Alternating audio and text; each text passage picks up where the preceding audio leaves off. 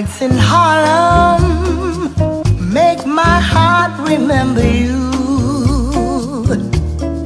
It was on that night I fell in love with you. Walking hand in hand, the way that lovers do. Summer nights in Harlem make my heart remember you.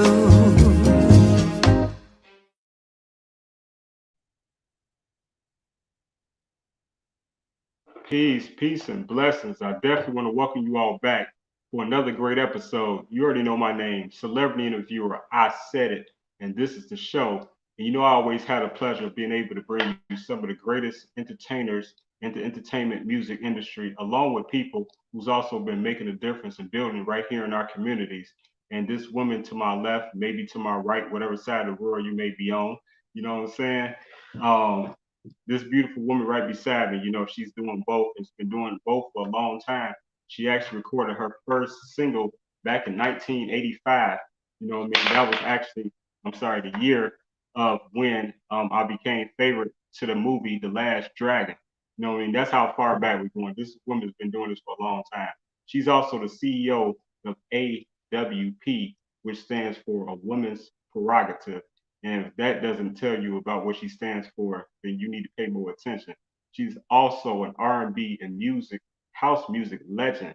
She's an entrepreneur, philanthropist, and she is the voice of Harlem on WHCR 90.3 FM.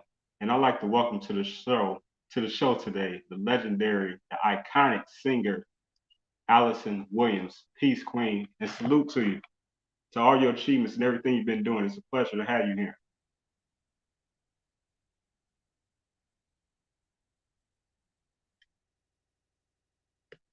Oh no, I can't hear you.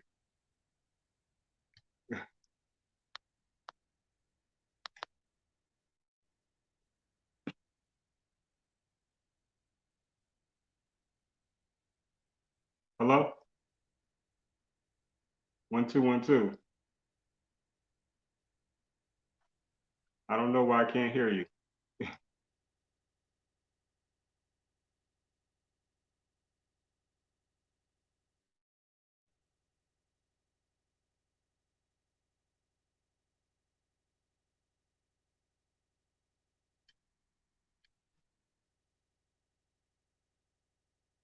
Hold on. We're gonna get it together.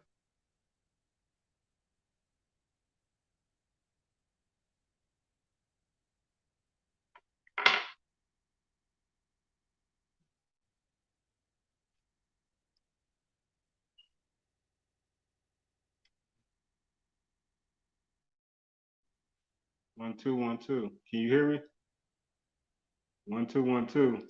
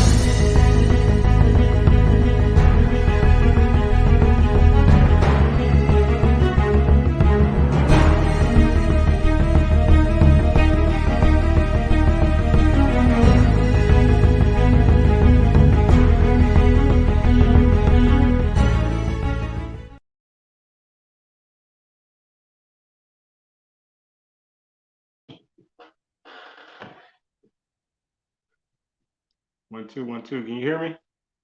Alyson? I can't hear you. I could hear you at the beginning of the before we went live. I don't know what happened. Hey, can you try leaving the stream and come right back in?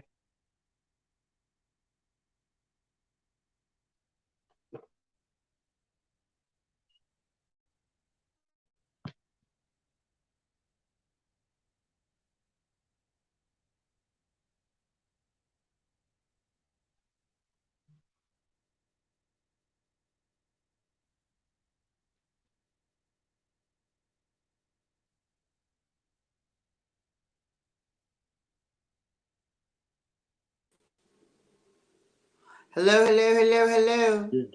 1 2 1 2. Am I in? I can hear you. Can you hear me? Yes, ma'am. I can hear Okay. you. Okay. Absolutely. Great. Okay, so I'm sorry, everyone out there, me, for these small technical difficulties, but we shall overcome all the time, together. Just takes a little bit of patience. So, again, matter of fact, everyone that's watching right now, I want you to please share this video, whether you're from Facebook, Instagram, or even my YouTube at I Said It Management. If you haven't subscribed, please do that. That's what that last video was for. You know what I'm talking about? So, with that being said, we are here with the legendary Alyson Williams. And if you don't know who this beautiful woman is next to me, like I say, she was actually the first woman signed to Def Jam Records, which is legendary now and has had a plethora of Hall of Fame artists. So now, with that being said, how are your day today? How was your day? My day was good today. It was beautiful. The weather was lovely, and I started out early. I have a new television program. I guess you'll call it a reality show once we get back to reality, called Life After Death, as in DEF, as in Life After Death, the gig, the grind. And basically, it is a show designed to shine a light on the realities of the working artist. Right. And I'm hoping to expand it from everyone from the I guess independent entrepreneurial artist, or the gig artist, to the touring artist, to some of the greatest names, which I'm honored and privileged to say, whose numbers I have in my phone. And when we get back to doing what we do, I'll be able to take myself and my camera crew, and we'll go everywhere and sit down and talk and see how people put their lives together and keep their lives together, wherever they are in their journey, or wherever they've been in their journey, how they continue to show up, how they continue to shine, how they continue to keep the balls in the air, how they continue to struggle. Maybe they haven't been able to make it happen. What do? The gig, the grind. So we did 2 episodes today. Our first episode we did with Mickey Howard. Shout out to Mickey, because that's how I met you. And today we did Debbie B. Jackson of WBLS, the wife of our dearly departed Hal Jackson, who's a radio and broadcast icon. And also I did another icon of the business from the visual aspect, Ralph McDaniels, who was the man who originally conceived Video Music Box. And if it hadn't been for Video Music Box, a lot of us artists would not have even gotten on the map. But that was our first MTV for our music, right. R&B and hip hop and so on and so forth. So it was good to get those in the can. And that's how I started my day. And then I just waited patiently to get with you. Yeah, it did take a lot of patience, you know what I mean? I have to work better on my time. But I'm glad that, time is the time that, we here now. And, like you said, we met backstage, at what was that? The winery, the City Winery? City Winery in Chicago. And it's so funny that 1 year to that week was so different. I came in to do something with Mickey. Mickey was doing her residency there and bringing artists in and performing herself as well. So it was great to come to Chicago and do the winery. All of those venues across the country are grade A, top-notch, 5-star, world-class venues, and I've had a chance to do a few of them, and I was glad to come. And then we were backstage with George Daniels and just having a great time. And the other brother from the radio station, I forget his name now. He has a big radio show there. Oh, Ramoski Love, was that? Yeah, I think so. I think that's who it was. Yeah. I'm not sure, but we were having a great time. Fast forward 1 year later, shut down. Yeah. Because the last gig that I did in 2019 was one gig when I came back from Chicago. That same week, I was in Chicago in the middle of the week, did Valentine's weekend on the weekend. I had one Sunday, the 1st of March, one Sunday, the 8th of March, and after that, no more nothing. And that has continued to be the case. Oddly enough, irony in my life, my first live gig in front of an actual audience face to face was Valentine's weekend this year, coming back in 2021 in Atlantic City. So, you know, it's weird, but there's not been a lot. Thank God for the virtual world. I spent a lot of years being told, you got to think outside the box. You got to think outside the box. Now, only thing I can do is be in a box. This box right here is the box we're in.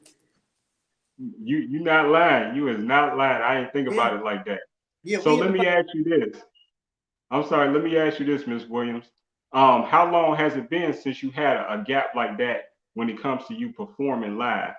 I've never had a gap that long, and there's been, you know, in this industry, like I said, there are peaks and valleys, and sometimes you get a long string where you can't wait to get a break, and then sometimes you're like, I sure be glad when somebody ring this phone so we can get some of this work going and stack some more money, you know. Or at least get in front of the audience, but it's never been anything like this. I've never experienced a full year of you're not going to work. Not only are you not going to work, but you're not going outside. Right. You're not going outside. Not outside your yard. You're strategically going to plan all of your trips to the grocery store, the CVS, the laundromat, the cleaners. You have to go to the cleaners because you ain't been wearing no clothes because you're not going anywhere. You know what I'm saying? Yeah, everything changed, like you said, overnight. It seemed like, I mean, it was all over the news. It was really dramatic. and it changed that way for everyone. It wasn't just, it changed that way for everyone around the world. Everything went on pause. The world went on pause. And the only thing that continued to go, because it doesn't need us to run it, is nature. It kept turning from nighttime to daytime. It kept raining and drying up and going into the seasons. And the animals kept doing what they had to do. And the creatures and the trees and everything kept growing. And that's the only thing that kept going. Tells you something. Yeah. You know, but I think as with as much grief and as much hardship, all the loss, all of the confusion, there are some positive things that came out and have come out of the pandemic and will come out of the pandemic.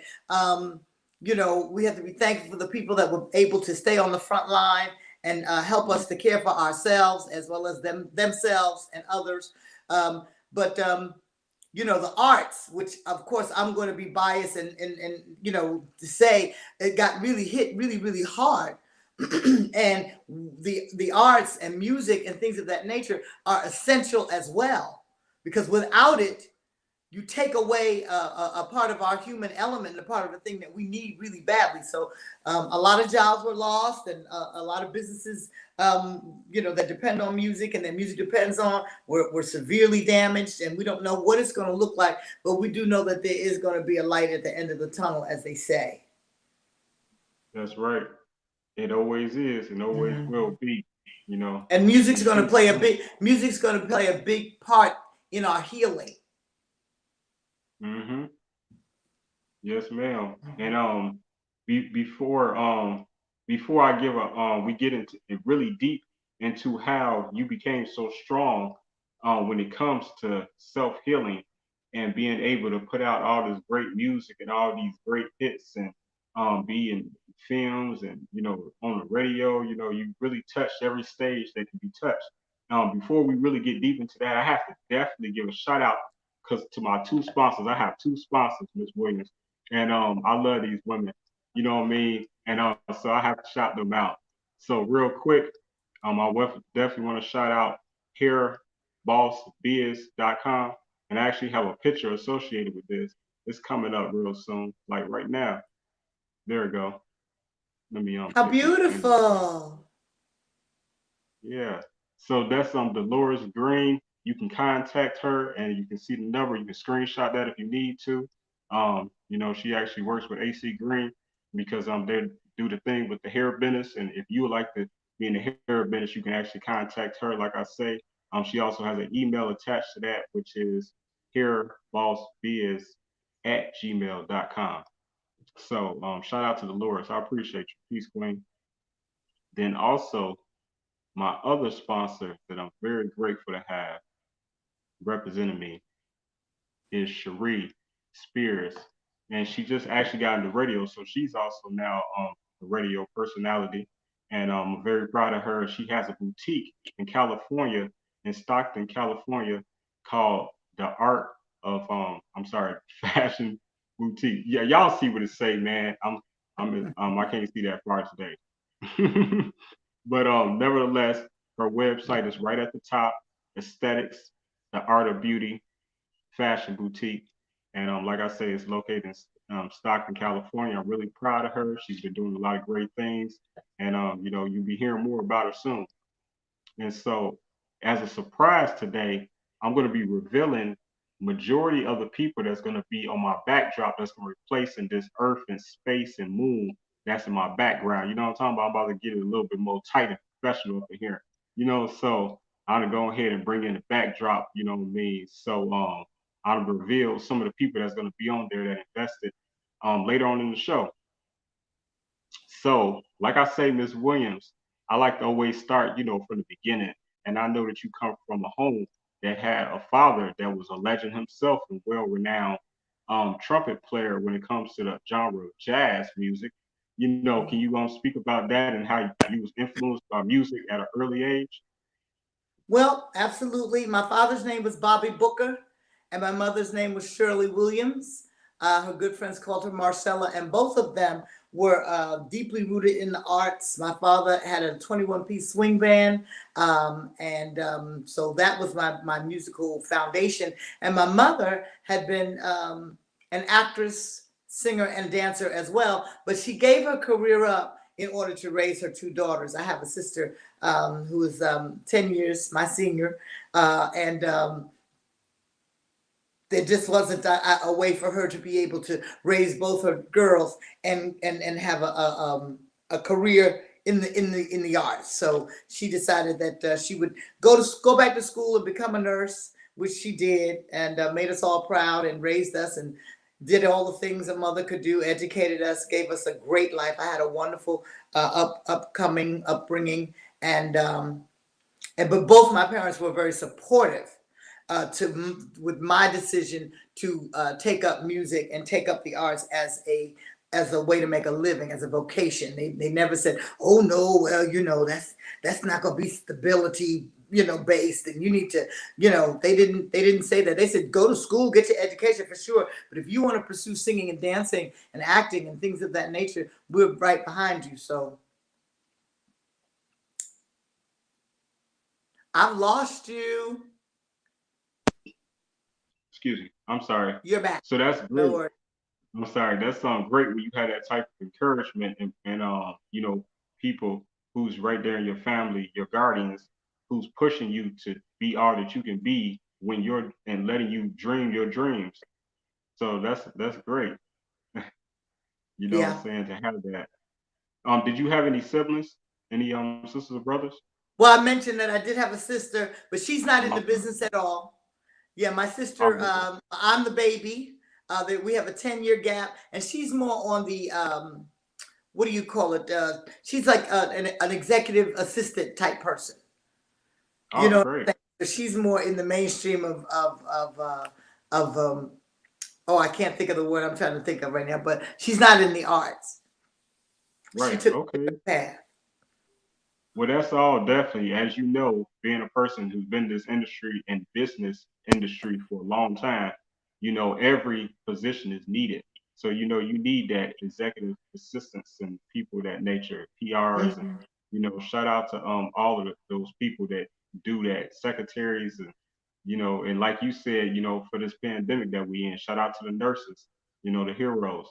So, with that being said, what was it when you were a little girl? Was it always music, or did you have other dreams beyond that you was like, Yeah, I had dreams of I think my first thing, what I wanted to be was an Olympic gymnast. okay, And then I kept growing taller and taller, and I knew that gymnasts were only this big. So I was like, this is not going to happen. Also, my parents, like I said, because they wanted me to follow my dream, they had given me dance lessons and they'd given me piano lessons and they'd given me these things, and they were sending me to parochial school. And I knew, I didn't know the numbers verbatim, but I knew that it was a cost behind these things. So I didn't want to cost them any more than what they were paying. And at that time, it wasn't easy to find gymnastics training like you can now. You know what I'm saying? You can find things that are located in your metropolitan area, wherever you live, or, it's just more, it's more, it's easier to get to reach out and find it. Back then, they were like gymnastic camps, but, you had to be on a list and it costs a lot. And I'm sure it's still very expensive, but it's just more readily available now. So that was another thing. Then I went from the gymnast thing to, I said, well, maybe I can be an Olympic skater. I can skate. I wanted to do something sports and something. I wanted to be free because I wanted a feeling of freedom. I don't know if anybody can imagine what it feels like to fly. And when I say I wanted to be free and have that breeze, have that thing, if you've watched a skater and they just glide, I wanted to be free because where I lived was not representative of how I lived. Harlem, so my parents were giving me all the other things that I needed to, but I had to leave that area where I left to get those things. But when I came back to where I lived, I just wanted to get out. I wanted to not live. I wanted to not live in Harlem. I wanted to not, and I love Harlem, but I wanted not to live right where I lived. We were still trying to figure out how to get junkies off the street. So it wasn't something, it was a ghetto. You know what I'm saying? And many of the other people that were around me, some of the people that I encountered as my neighbors and stuff, they weren't supportive of me. And I was, oh, you think you're cute. Oh, you think I had the bullying and the so on and so forth. And it wasn't pleasant. It wasn't pleasant to leave the house because you had to get past the stoop. And there was always going to be some drama on the stoop, coming or going. It just wasn't not going to happen. And after a while, that kind of just wears on you. Somebody got something negative to say to you every time you leave the house. So I wanted to be free, and I felt if I could fly. So the dancing and the skating and the gym, all of those were dreams. I also wanted to be a veterinarian at one time, but that's because I have a love for animals, and I still do things and volunteer when I can with that. But the dance is what kind of gave me the feeling of flight. And it also kept me moving a lot in terms of I didn't have time to be in the neighborhood. I had to go. My parents had to get me where I needed to be. I had a recital, I had a rehearsal, I had a class. I was going. The singing came later. I always sang, but I didn't care about what I sounded like because I had been around I'd been exposed to such a mature level of music that, when your friends are singing the Jackson 5, and you coming up with Ella Fitzgerald, you'll tend to just go, I'll just hold on. I'll hold on to this till later. This is not going to be received the way you think, Alyson. So I was kind of like the nerd. I was the geek. You know how you have kids that are into parties and they're real popular and they got fashion and the whole bit. And then you got somebody who's into internet or STEM or something like that. And although now that's the thing, at one point, we would call those people nerds. We would call them geeks. Or, they were the square. The brainiacs, the squares, right? I've been a square the whole time. Total L7. I am a square. Is exactly what I am. So that's what it was. But little by little, I began to come out. What'd you say? I'm sorry, L7. L7 square. But little by little, I was able to find my voice and not and find a way to express myself through music with my voice. I knew I could sing. I always wanted to act. I knew I could dance rather, and I just needed to get them all together to find that place, which is what most, young people, they have to find their way. I started finding my voice by learning how to impersonate people. Because when you don't think that your thing is good enough, you want to sound, we always want to sound like somebody else, especially if they're great. I'm sure there's somebody right now who's going, I think Bruno Mars is the dope, but I want to sound just like him. But eventually they're going to have to find their own because we already have a Bruno Mars. You know what I'm Right. Yeah. saying? You have So to.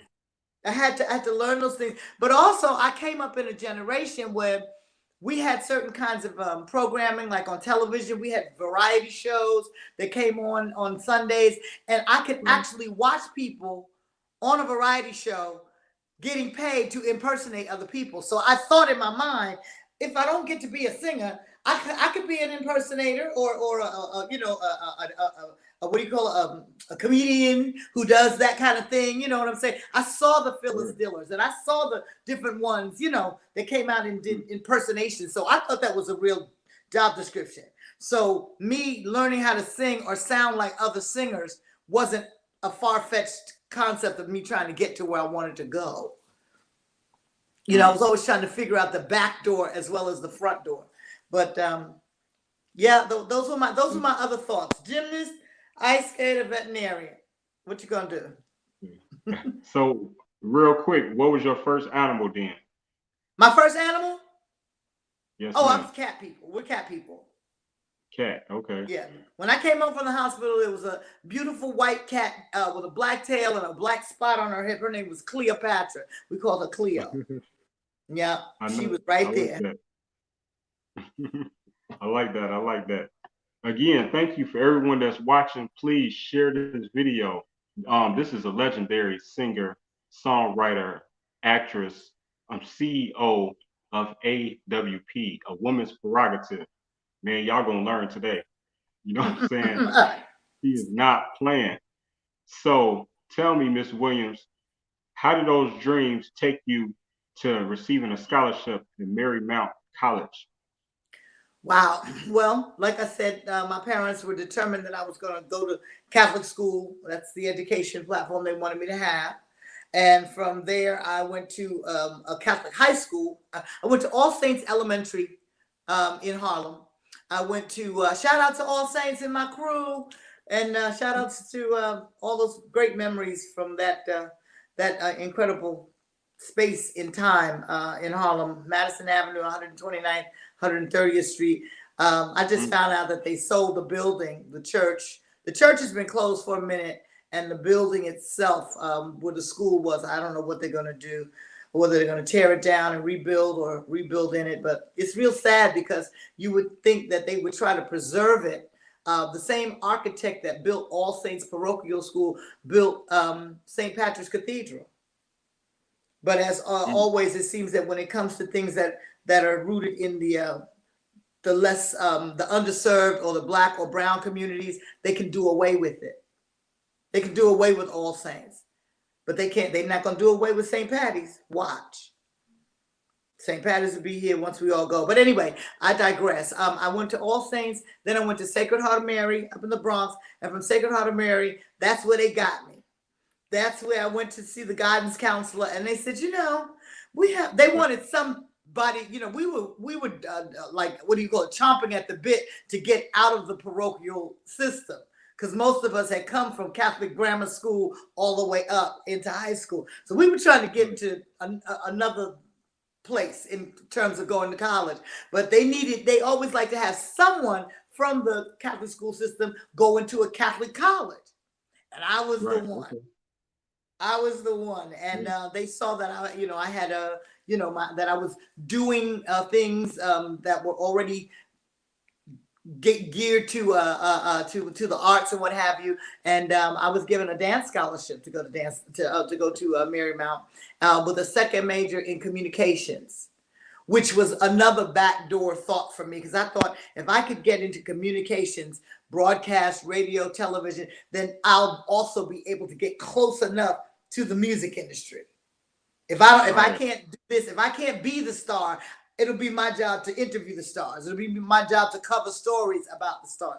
That was my thinking. If I'm not going to sing, if I'm not going to have that career, this is the other career that I want. I want to be close to it, And so that was very strategic. Well, it was until it wasn't. And then I ended up from Marymount going to City College. Shout out to City College in Harlem, which is where we broadcast live on WHCR 90.3 FM, the voice of Harlem, is actually their studios are there on the campus of City College. So it's almost like coming full circle, or it is coming full circle for me to have gone to City College and then to come back to be a part of that radio station family, you know?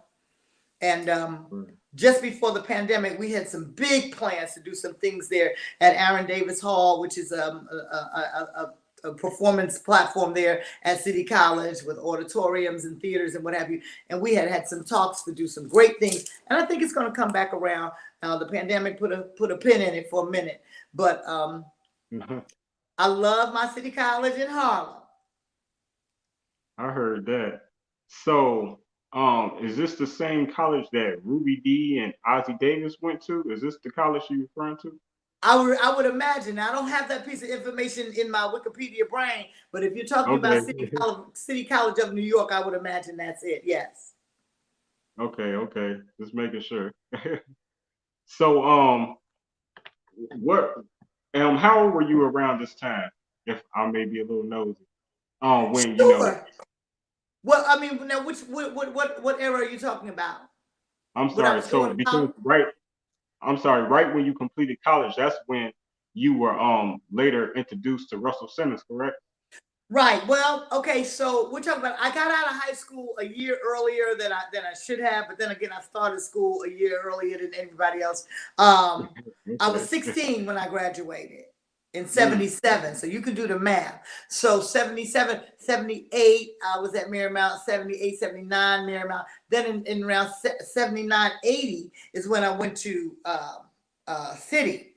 Now, right in my third year, a lot of things were happening, and I was getting a lot of work and doing gigs and starting to sing in the studios and stuff, doing background work. And I had the person who was our, I guess, guidance counselor for the entire Aaron Davis Center for Performing Arts program. There was a program that I had to audition for to get into City College. And he came to me and we sat down and he said, Miss Williams, we think it's wonderful that you're here. We know what your talent is. We don't really understand why you're not in Vegas somewhere doing what you do. But I can tell you every time, I guess what he was saying is you're a good student, but I can tell when your papers are late or when your work is not as complete as it needs to be or not as in-depth as it needs to be. And he says, I go and get the Village Voice. Now, those people who live in New York will know the Village Voice is a newspaper that just told you all about New York and the arts. And he said, and I get the Village Voice and I just scroll through it. I just turn the pages until I see your name. And that's how I know why your papers aren't in. Or that's how I know why you missed the class. Or that's how I know you weren't prepared in class, because you were working.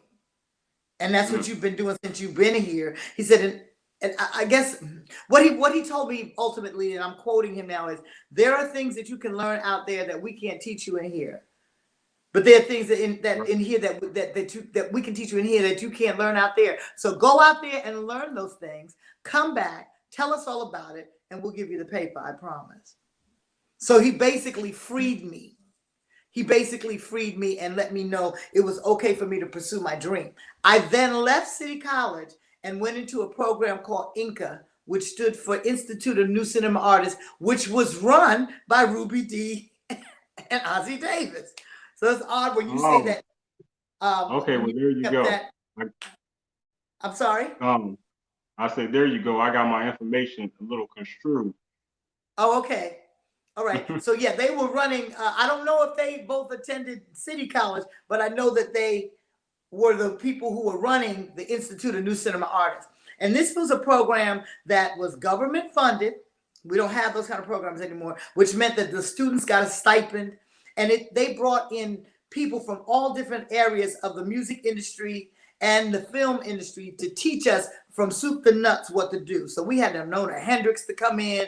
We had a Quincy Jones to come in. We had all these people. We had the industry helping to teach us. We had promoters come in. We had to learn how to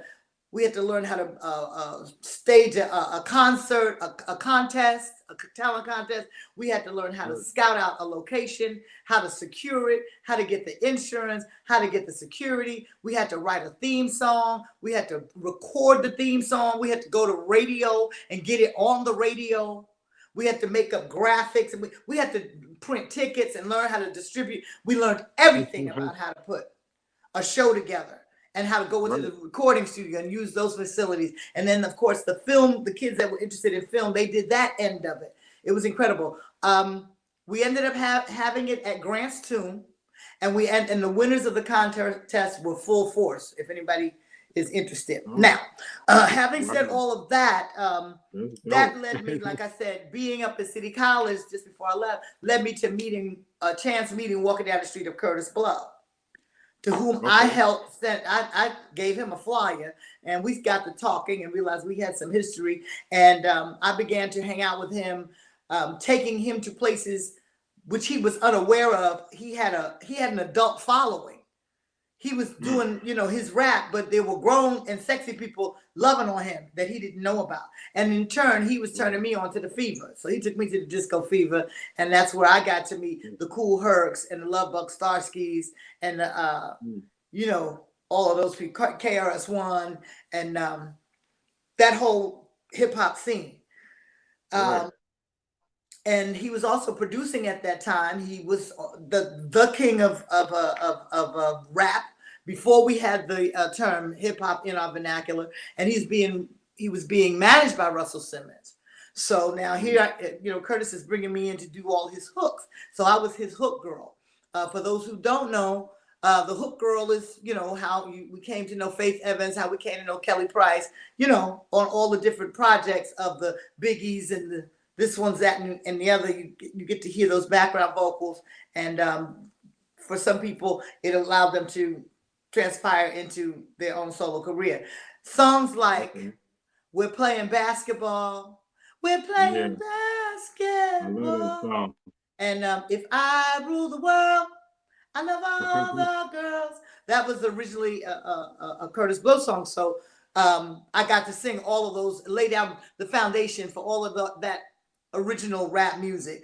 Most of it. Fat Boys Are Back. AJ Scratch. It's just it's a long list of music that I've been involved with on the hip hop side way before my my career as an actual singer and a bona fide solo artist. So that's how I came to meet I'm Russell. sorry. You're frozen right now. Can you just maybe move your camera a little bit? I'm not frozen on my side. You frozen on my side.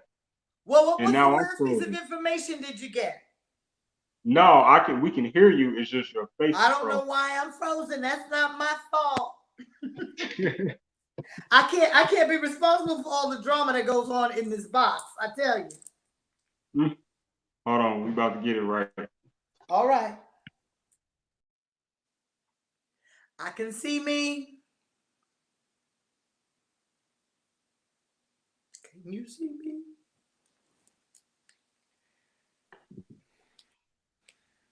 I like that. You can't be responsible for all this drama in this box, huh? No, I cannot.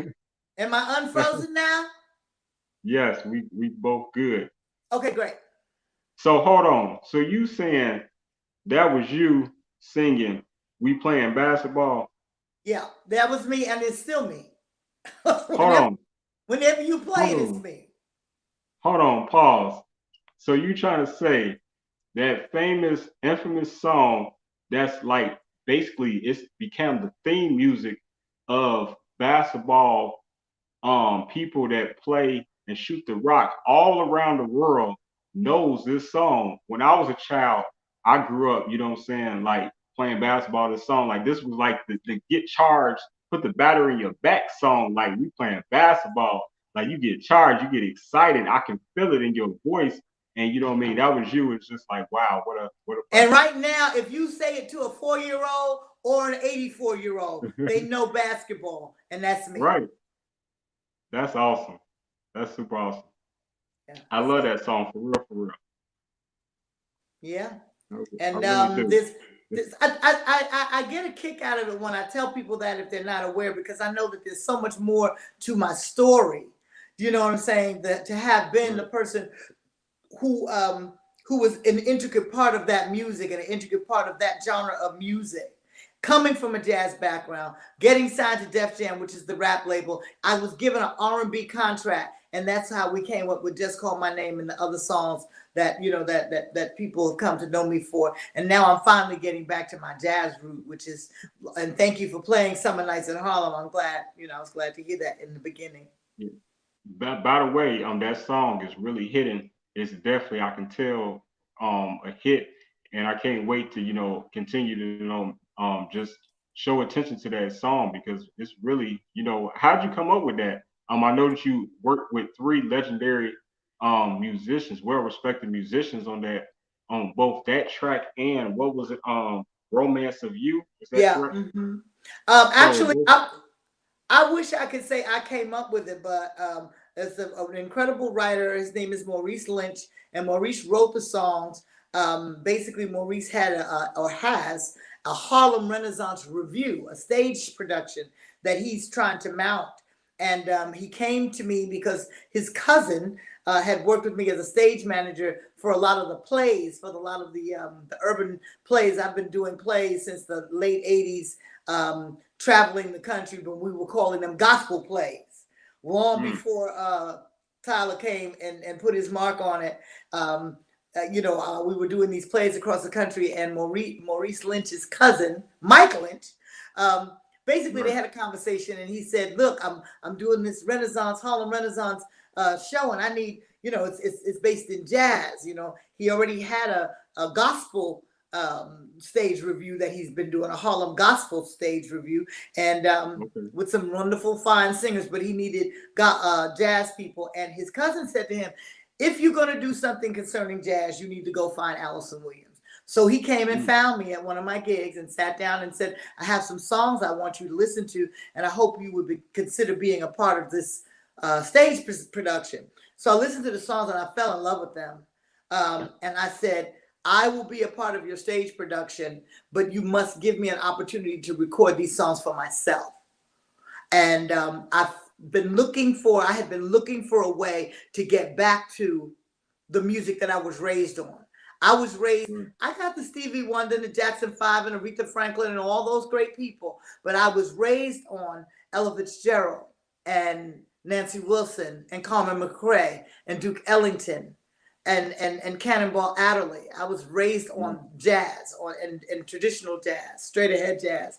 And so I wanted to get back at some point in my career to making some music that spoke into that time and that spoke into that type of music, that kind of singing, those kinds of love stories or those kinds of songs, those kinds of storylines.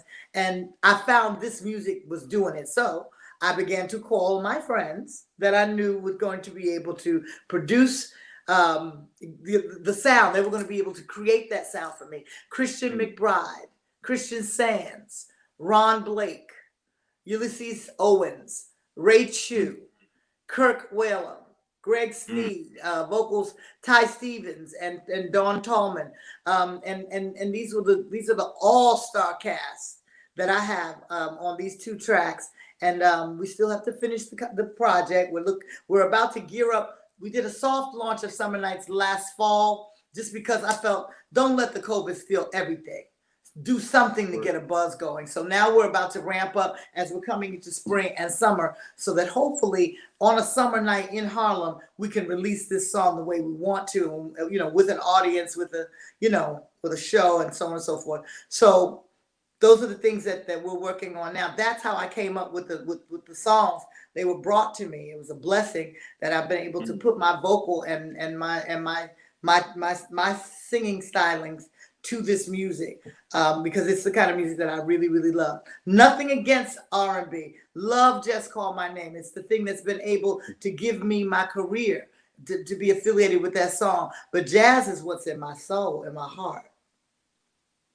Absolutely. That was well said, very well said. I like how you put that together, and I just like how you feel about music, your love for music, and your connection with all of the music in so many different genres.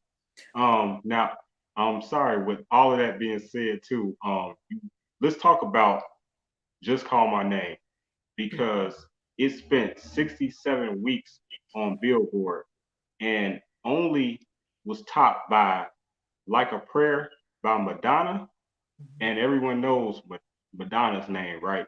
So let that be known. You were right there with Madonna. That Mhm. is like huge, huge.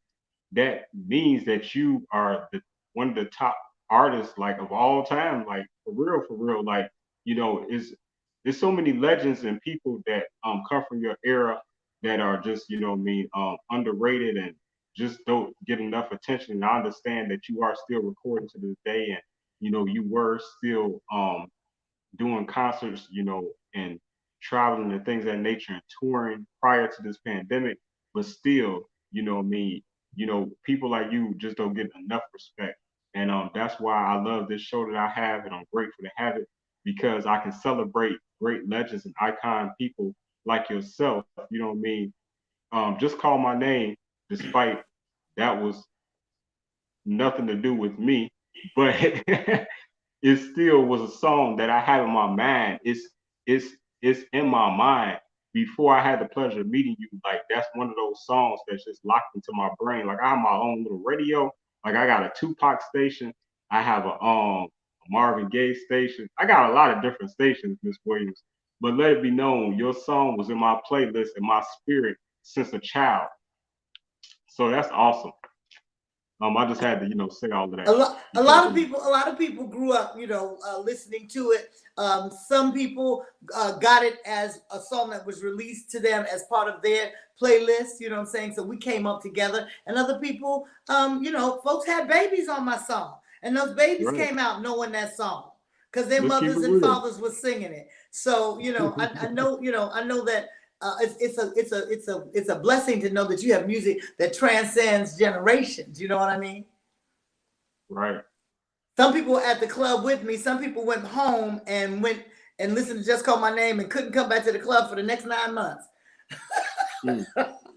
And they had those babies, and then those babies heard that song because that was their mama's favorite groove or their daddy's lucky get lucky song, whatever. But yeah, a lot of people came up with the music, and it is a timeless song. It's an evergreen song, and it's a song that people are still playing and requesting on a lot of the Quiet Storm formats across the country and on digital radio as well as terrestrial radio. So I'm Yeah, blessed. You know what I mean? absolutely. Yeah, and And there's so much time. I mean, we don't know how much time there is, but there's so much more to do. You mentioned earlier house music. A lot of people don't know. I've had a couple of house singles out, just for whatever they were sidebar projects. But we've got some music in the can that folks won't even believe. Things that I had to do with Colonel Abrams, who that was his genre. So if he produced a house record, then it's probably a good house record. That has yet to be released.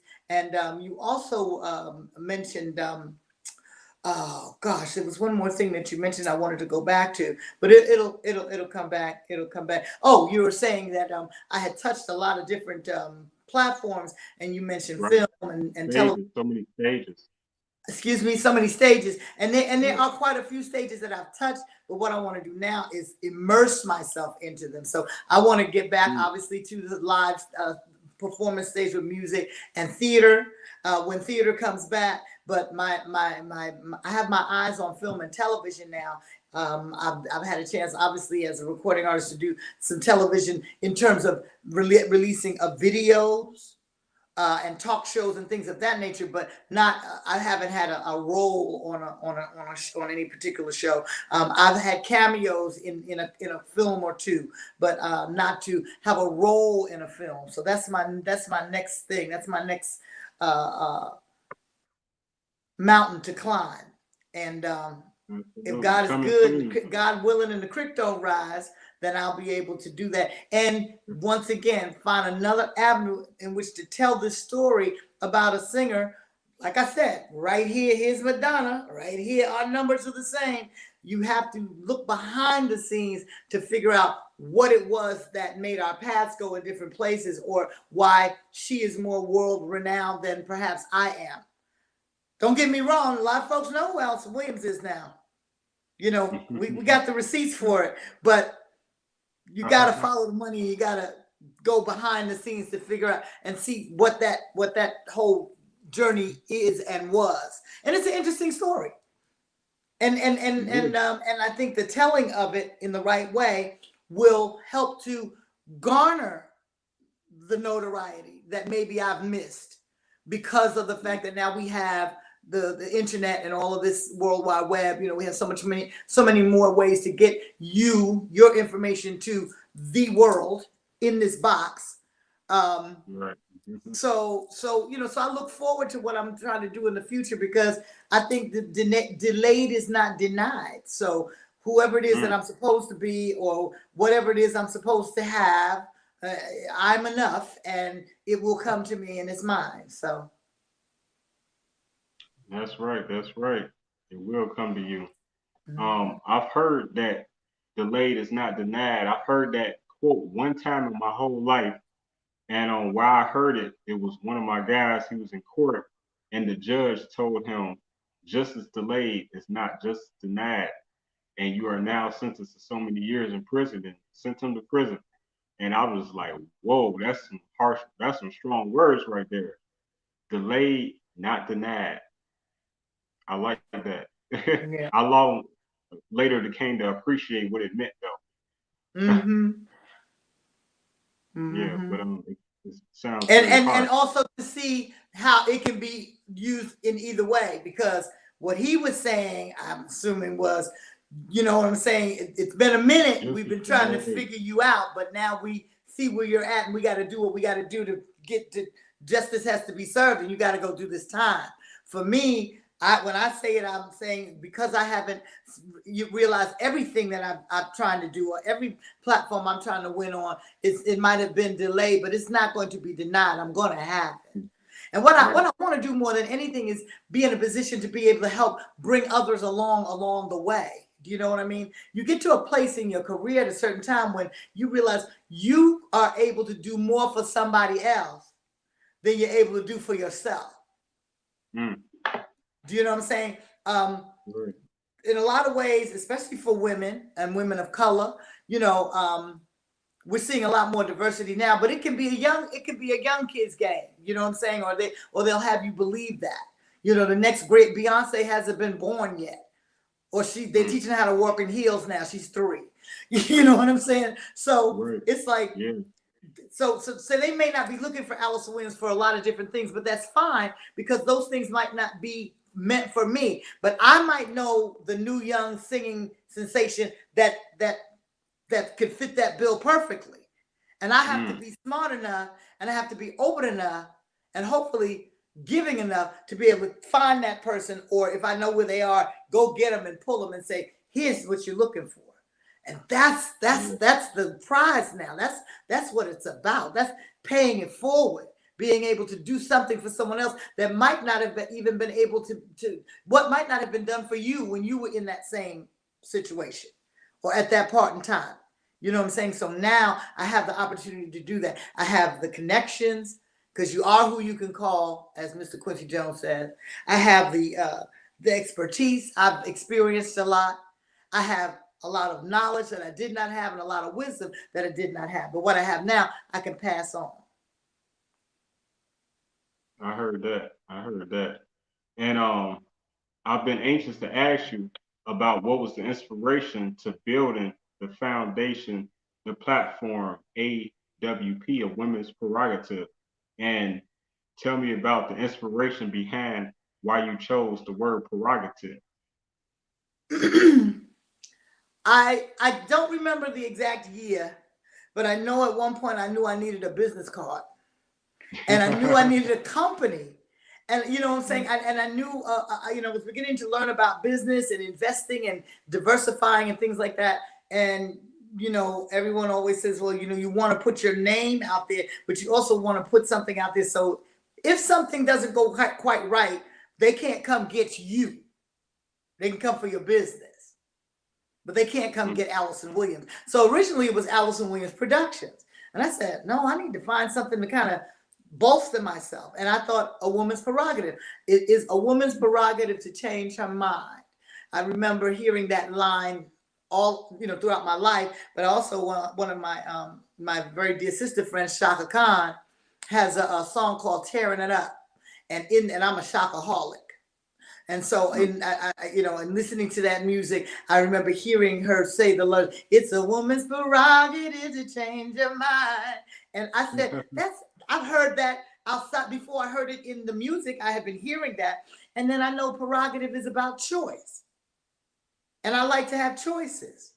So I said AWP. It could be Alyson Williams Productions, but it is a woman's prerogative. So that makes it not just about me. It makes it about every woman on the planet.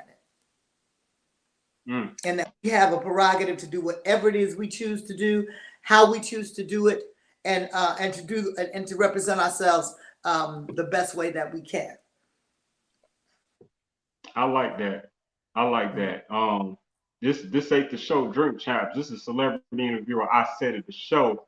But I gotta cheers to that. I gotta pick up my glass and I gotta boom. You know what I mean? I gotta give you a little cheers to that because hey, okay, because that was awesome. You know what I mean? All right, so I also want to give a cheers to my top media partner, and that is Life and Entertainment. So cheers to Gina Hills out there in Tennessee. She's doing big things. Peace to you, Queen. And also my other media partner right here in Chicago. Peace and cheers to Alyson Boswell. Peace to you, Queen. And she's the owner and founder of Just Me Magazine. So, there's so many women out here doing so many powerful things. And, I'm very grateful to be in the position to have been raised by women to understand you all's worth and value and not just see you all for just a pretty face. Thank you. I'm glad that my mom raised me how she did, and I paid a little attention. And I have two beautiful older sisters, so shout out to my beautiful mom and both my sisters, Shelly and Don. Hey. So yeah, we just having fun though. We just having fun. So it's so many things that you have done. What let's start getting into some of these stage plays and things of that nature, if you don't mind. Absolutely. Back in the late 80s, mid 80s and late 80s, this gentleman by the name of Mike Matthews, who's the godfather of the urban theater. He's the first one that took these gospel plays on the road. There were about two other plays that were Broadway shows that would travel, but they would just be, how can I put it, seasonal. You could see Gospel at Colonus. You could see Your Arms Too Short to Box with God on Broadway. You could see Black Nativity. And these were shows that had a gospel or spiritual, religious basis. And they were musicals, and they told the story of the gospel. But when Mike Matthews came with his shows, he was ripping stories from the news, and he was ripping stories from the streets. Right now, if plays were doing as they had done back then in the late 80s and throughout the 90s, we'd have a show about a George Floyd. We'd have an MLK show. I'm seeing BML show. What's the MLK? Oh, Martin Luther King. Okay, we'd have a Black Lives Matter. I think that's brilliant what you just said, though. I think that's really brilliant. Well, we can have an MLK show too. Yeah, that's really dope. But I'm just saying, he would take these stories, and back then it was about the crack epidemic and how they were ripping stories apart, and young people were going out in the street, and women were selling themselves, and boys were on the street slinging rocks. So there was always a church, a church-rooted family that had to fight for the lives and of these young people, or how these people were abusing alcohol or whatever it was. And then at the end, it was always the glory, giving the glory to God and the power of Jesus that could bring people back from the edge of anything. And in between, they had everything else. They had pimps, and they had hoes, and they had everything else that you would see in your urban environment was predicted in these plays. And like I said, that is what we did. I went out with people like Rance Allen, the Clark sisters, who else? Vanessa Bell Armstrong, Cheryl Pepsi Riley, Oh gosh, who else? Thomas Miles, we know him as Nephew Tommy. What's the boy's name from Martin? The actor, the crazy one. I can't call people's names right now. Cole? Yeah. But I forgot his real name. Yeah, but you know who I mean when I said the crazy one. So yeah, but we were all out on the road together doing these plays and portraying these characters.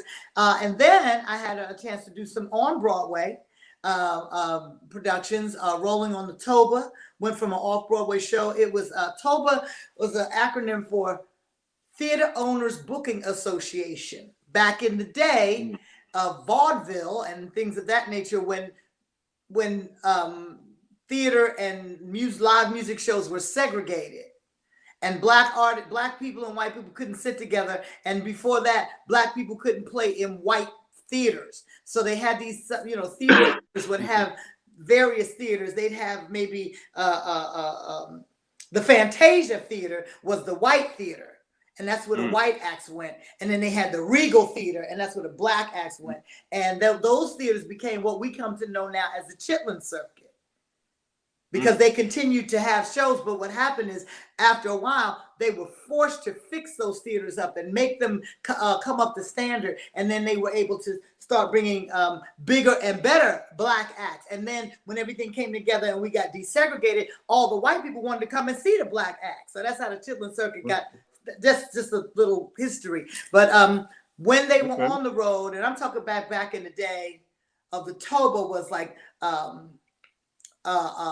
Ma Rainey and Ethel Waters, you know what I'm saying? When like I said, we had the great black artists, but they couldn't perform anywhere. And the circuit was so bad. It stood for Theater Owners Booking Association, but the artists themselves called it Tough on Black Asses. That's what it stood for, because it was really rough for them out on the road. If anybody got a chance to see, what the movie Ma Rainey with Viola Davis, if they saw it, they got a little glimpse into how it could be. It was really rough. So I was able to do that. That was an off-Broadway show. I also did the 25th anniversary. Now, this is now 25 years ago, when they brought back The Wiz. And The Wiz was done with the original choreographer, George Faison. He actually directed and choreographed the 25th anniversary. And I played Eveline in that. And then I did a revival of One More Time on Broadway. So I've had some really good opportunities to do off-Broadway, regional, circuit, it's good. Now, if I may ask, when you do Broadway and things of this nature, do they have like tapes or something like that? Like of the whole that you can just like order or something or download? Like, do they have stuff like that? Well, yes, they do, but I can tell you, now, when I was doing the circuit shows with Mike Matthews, we weren't doing the DVDs as much. You could get a cassette of the soundtrack.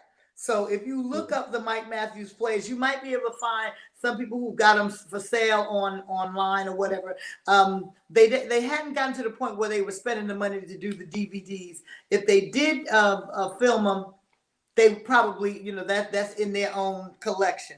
Now, the Broadway shows that I had a chance to do, usually they come in and they film those shows after a certain amount of time in the run, and then those recordings are held at the Juilliard library, and you can go to the library and view them and so on and so forth. I'm sure there's some places where you can find them, like I said, online. I unfortunately did not get it. Did not get a chance to be a part of the filmed presentation. For whatever the reason was. Maybe I left the show early. Maybe they didn't film it before. Maybe they had a different cast in place or whatever. But I hadn't had a chance to be a part of the cast that got filmed. But they film every show. Every Broadway show that's on Broadway gets filmed, and that is then put into the archives at the Juilliard library. Well, and of course, now when you go to see a play like a Tyler Perry, that's general practice for them. They're gonna go ahead and film it, and they're going to either send it to Netflix or whatever. He's on BET, and when you go to see the show, he's got about 10 tables that stretch from here to there. You can buy everything they've ever made. When I tell you, people are out there buying, and they're like, "Oh, I got to get that one for Minnie." Oh no, Junie stole my CD and he never brought it back. They are in this. They shop those CDs. You hear me? Those DVDs and those CDs. They shop them. I'm gonna get this one for Christmas for so and so. I'm gonna get all three of them. I've been to the shows and seen them do it. So, I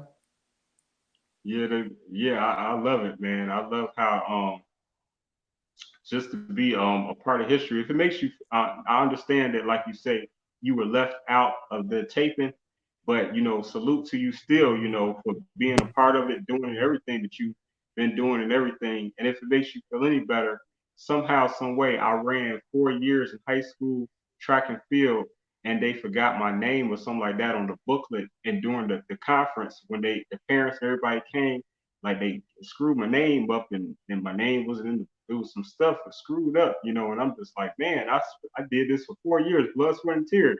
So to make you feel any better, they forgot about me too. Yeah, I get it. But you know what? Once again, delayed is not denied. Somewhere somebody is gonna say your name. And that's why you have this microphone now. So that you can be able to, to say your own name when you need to say it, and say a bunch of other names while you're saying it. Indeed. Rehash the truth of the history of what really happened. And so what else really happened is you were invited by the Postal Service, is that correct? Back in the day, to be able to sing, lift our voice and sing the black, what was that? I'm sorry. Let me go back to my notes. Hold on. Oh, I know exactly what you're speaking of.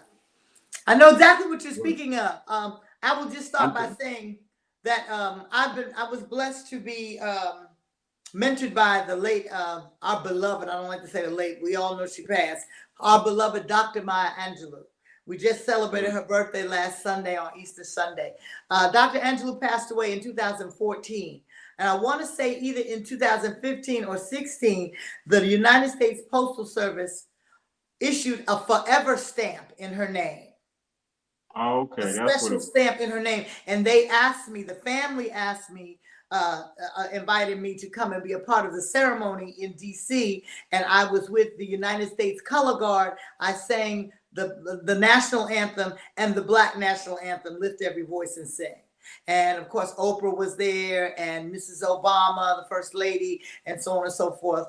So that, I find that Dr. Maya Angelou is the gift that keeps on giving, because anytime her name is mentioned and it is put together with, we need song representation, some kind of way, it comes back to me, and I'm able to go in and fill that space. And it's incredible. And it's always an honor. Congratulations. So that's what that scenario was. Yeah, that's an awesome experience. And just to speak a little bit about the late great Maya Angelou, the great poet and writer. This is the reason why I consider, I'm a 20-year poet now. But this is the reason why I became a poet, because all of my friends when I was growing up, they were rappers. Everyone was a rapper. I'm a rapper, like today. But nothing's changed. But you know what I mean? Back then, everybody was like, I'm a rapper. So I'm like, man, if you're a rapper, then I don't want to be what you want to be. I want to be something different. And then that's when I learned of the great late Maya Angelou. And I'm like, wait a minute, this lady is like my grandmama age, but she's still well respected. And she gets up there and she speaks and she says her poetry, which is like, I'm like, it's a rhyme too. So I'm like, I can do this, you know what I mean? But people will listen to me forever to the day that I die, and I can grow and be old and spread my gift, opposed to being judgmental because I get 30, 40 years old and say that I'm a rapper, because that's how it was back then. People was very discriminative against, once you become a certain age and a particular genre of music, Black music particularly, unfortunately, we point the finger at each other and say that, you too old, go sit down. And that's not true. We should never say that to each other. We should encourage people who set and paved the way for ourselves and people like me to have the show today and celebrate them at every chance that we get. Mm-hmm. So Absolutely, I agree. I agree. But yeah, as you say, you take your ability to rhyme and tell a story and put it into the poetry realm, and you'll be able to have a much longer life as a poet. longevity. Yes. Longevity, more longevity, and less drama in the box, as I like to say. That's my new catchphrase. Yeah. Yeah, don't give me no drama in the box. So Yeah. that's wonderful. Yeah, I mean that's how it is. But you know, you've been involved with so many great things, and you know, I'm a fan, and I'm still learning today. You know, me your bio was just super extensive. I mean, man, you have really done it all, like for real, for real. Isn't your bio is a book? You know, I've had the pleasure of interviewing some great legends and icons on the show, and I've looked at so many people's bio, but your bio is extensive. I'm trying to tell y'all, you could sell your bio as a book. I'm trying to tell you. Well, That's another product. we're trying to expand it. We're trying. That's one of the things on the list. Get the book done. You know what I mean? That's right. Get the book done. So it's just it's all a process. Yeah, it's already a mini book. I think it's already to be for sale. You might as well upload it. Woo! So I think it's too tell me, quick a read. We need to put the details in. You know what I mean? I know, right? So if we can we take a pause and just enjoy summer nights in Harlem? I would like that very much, and I'm sure that your viewers and listeners would too. Absolutely. Let's do that. And if you can you give it a really nice introduction of exactly what this song is, My new please? single, my new jazz single, written by Maurice Lynch with an all-star cast, Summer Nights in Harlem. Hope you enjoy it. Right. Nights in Harlem make my heart remember you. It was on that night I fell in love with you. Walking hand in hand, the way that lovers do. Summer nights in Harlem make my heart remember you.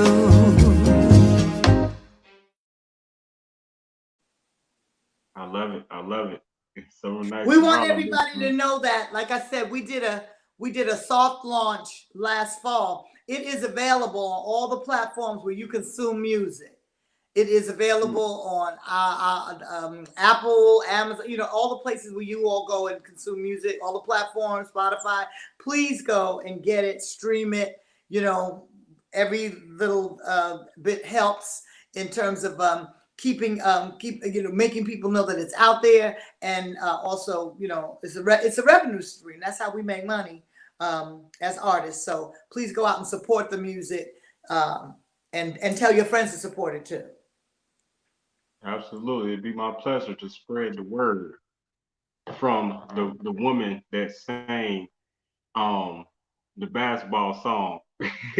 I love now I can't think of it. I'm so deep into this interview right now. Like I'm just so grateful, to be interviewing you. You know, I take such great pleasure, and I don't take it for granted. I want everyone out there to know that. You know what I mean? I'll continue to repeat this until I sound like a record player. I do not take it for granted being able to be in front of, beside, in the same room of, in the present of, greatness. You know what I mean? When it comes to this music and this entertainment and everything that you do, and everything that, like I say, all the great people that's been on the show. I'm very grateful, and just shout out to everybody, and shout out to everyone that works together and uplifts someone else, because that's really what it's all about. Encouraging each other, staying positive, showing love and giving people their flowers while they're still here. And I want to get into how we just, I feel like, didn't give DMX, the late great DMX, his flowers enough. But I'm glad that, a lot of people did, was coming around and showing that brother love, when he was, in the midst of making his comeback.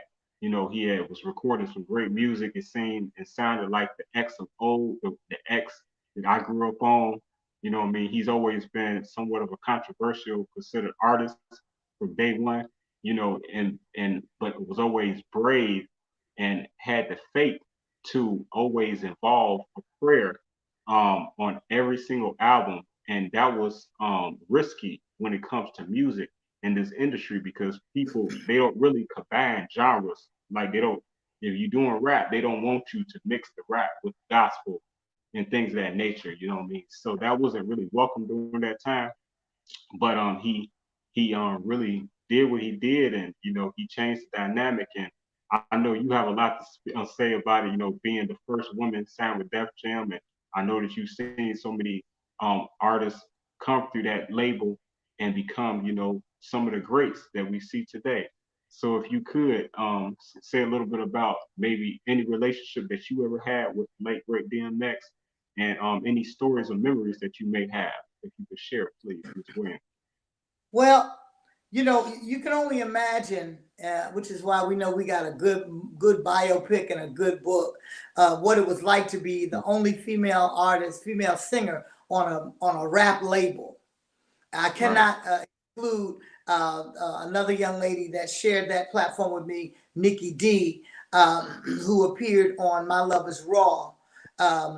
And so we were the females there at the label. And I had a chance to be label mates with people like LL Cool J and Public Enemy and Houdini, and the list goes on and on. Most people don't know, but almost anybody who's anybody came through Def Jam, even if they were just there for one tour. You know what I mean? They came through there.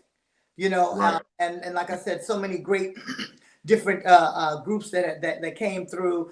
Some of them went to great prominence, and some of them, went to where they went, but they came. And then, of course, my R&B counterparts, Orange Juice Jones, who brought us The Rain, Chuck Stanley, and Tayshaun Rashawn, and then, like I said, it was myself. So I can't tell you that I have any specific memories that I share with Brother DMX, but I do remember two incidences. One where we were all together for a conference, I believe, and so obviously because I was on a rap label, I was going to be interjected into a rap situation at some point in time where there were more rappers than singers. I might have been the only singer there. And the one thing I remember about meeting him or being in his presence is he was always seemed like he was on the edge. You know what I'm saying? It never. If I could have said, take a deep breath and just go like that, but he never felt like he could. That's what he wanted to take a deep breath, but he never felt like he could. And another dear friend who was a label mate at the time, the record labels had different divisions. There was Columbia, there was Epic, there was Sony, and so on and so forth. And so on the CBS label, there was on the Sony label, there was Regina Bell. Regina Bell is a very dear sister friend of mine, and we were going up the charts together, both on the Columbia Sony label. And she had worked with him, and she shared with me, there were times when they talked, and she was, speaking into him and pouring into him from the spiritual side, and he was open and wanted it. You know what I'm saying? Seeking it. As you know, she is the first lady now, and has been ordained, and so on and so forth. And her husband.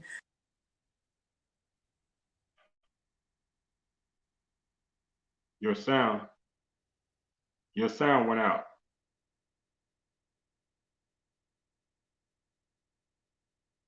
I can't hear you.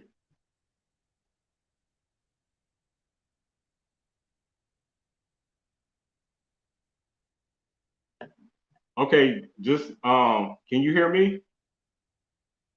Okay, leave the studio again and come right back in, please. We have so much more to talk about. All right, I'm sorry about that, you all. For some reason, the sound some reason it's knocking the sound out.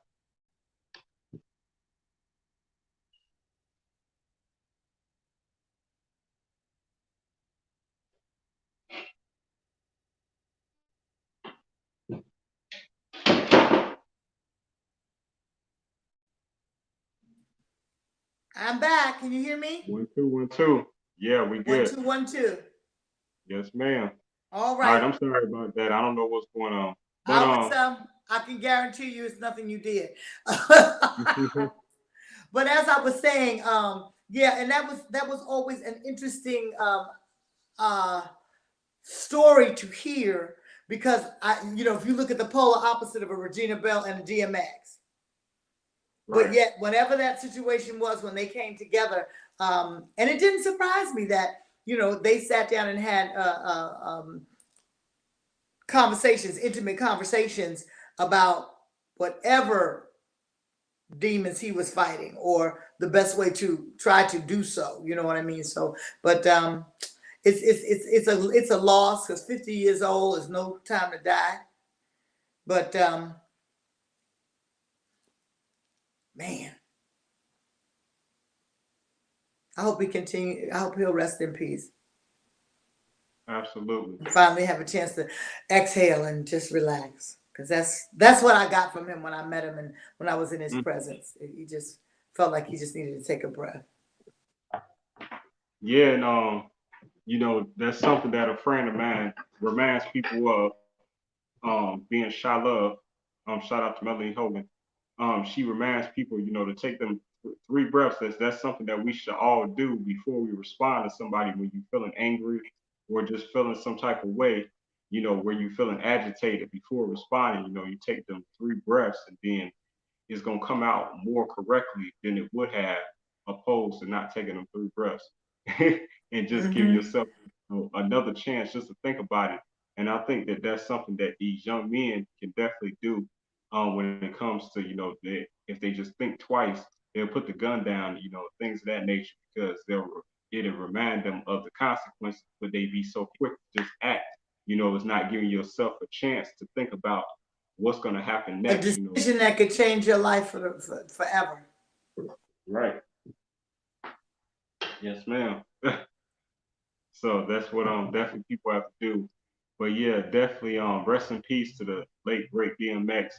Mm-hmm. Um and when after it had actually happened, Miss Williams, I was like, man, I wish that I would have had a chance to just cross paths with this guy. Like he was definitely on my list of people that I wanted to do an interview with one day. And and then I thought about it when Urban Grind TV posted a video earlier this morning, that's when it reminded me. I'm like, wait a minute, 2017, I was at the Chicago Theater for the Art of Rap with Mickey Benzo and Ice T, the legendary Ice T, iconic Ice T, and they brought the Art of Rap to Chicago, and I was able to do an interview there with a person by the name of the legendary Mr. Wave, the breakdancer of the Mm-hmm. New York City Breakers of '85. So yeah, that was awesome. But just being able to be backstage, I was actually in the staircase with DMX. Got out the car, he came up and was going to his dressing room. I was right there, and I caught him on camera, and you know, you can hear my voice on tape saying "Peace, God," because that's what we say. Me and my fellas, we peace, King, peace, God, things of that nature. But yeah, I said that on the tape, and it felt good to just know that I did cross, and you can see his face in the camera because I'm Right. right there. I'm the one that's filming that part, and he crossed my path like right there. Yeah. And so it's in my video. Y'all can find it on my YouTube. So many great things, but I definitely cannot ignore you, the beautiful woman that I have the pleasure of spending my Saturday night with.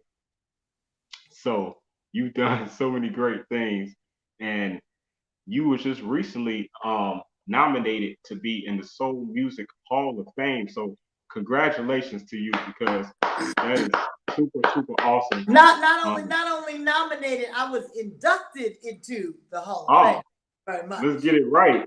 Oh, you was inducted already. I was Okay. inducted into the Soul Music Hall of Fame, which really, like I said, another thing. In the middle of a pandemic, who knew that that voting process continued to go on, and they considered me in the voting, and I won, and I thank you for all the people that voted. when you're sitting at home and you don't know when your next job is or how you're going to do what it is that you try, what it is that you do, why, how can you even imagine that you'd be inducted into the Soul Music Hall of Fame? So shout out to David Nathan and all those across the pond and beyond. And soulmusic.com. We want you to support them as well, because they make wonderful things happen. That's right. That's right. And someone else that I believe that was recently inducted to the Soul Music Hall of Fame was Miss Shirley Jones of the Jones sisters.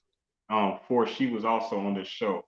Her and her that's son. one of my sister girls. Yeah, shout out to Shirley.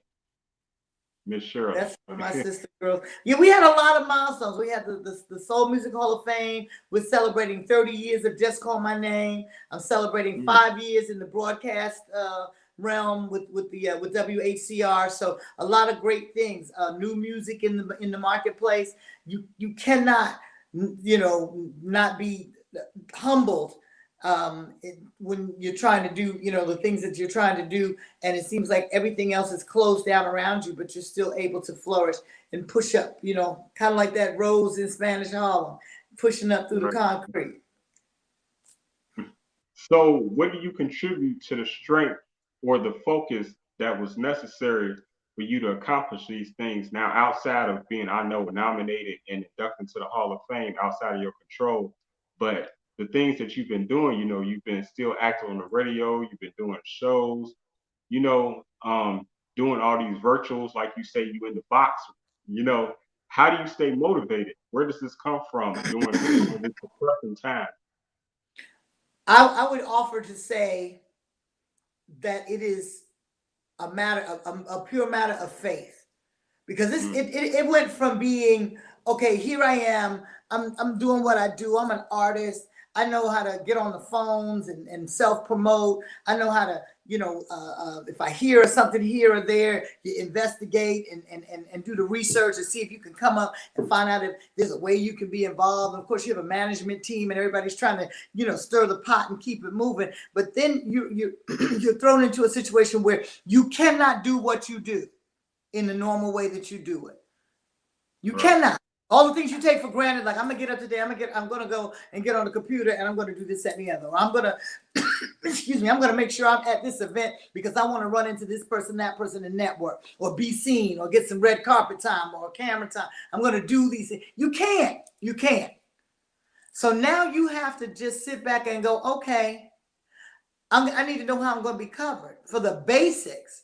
How we're gonna keep a roof over our heads. How we're gonna eat. How we're going to have clean running water to drink and bathe with and wash our clothes, and just those little things, that we take for granted. So it's been nothing but faith that has kept me, because everything and everybody was on pause. But that's what keeps me motivated. And I also realized that I was put here for a reason.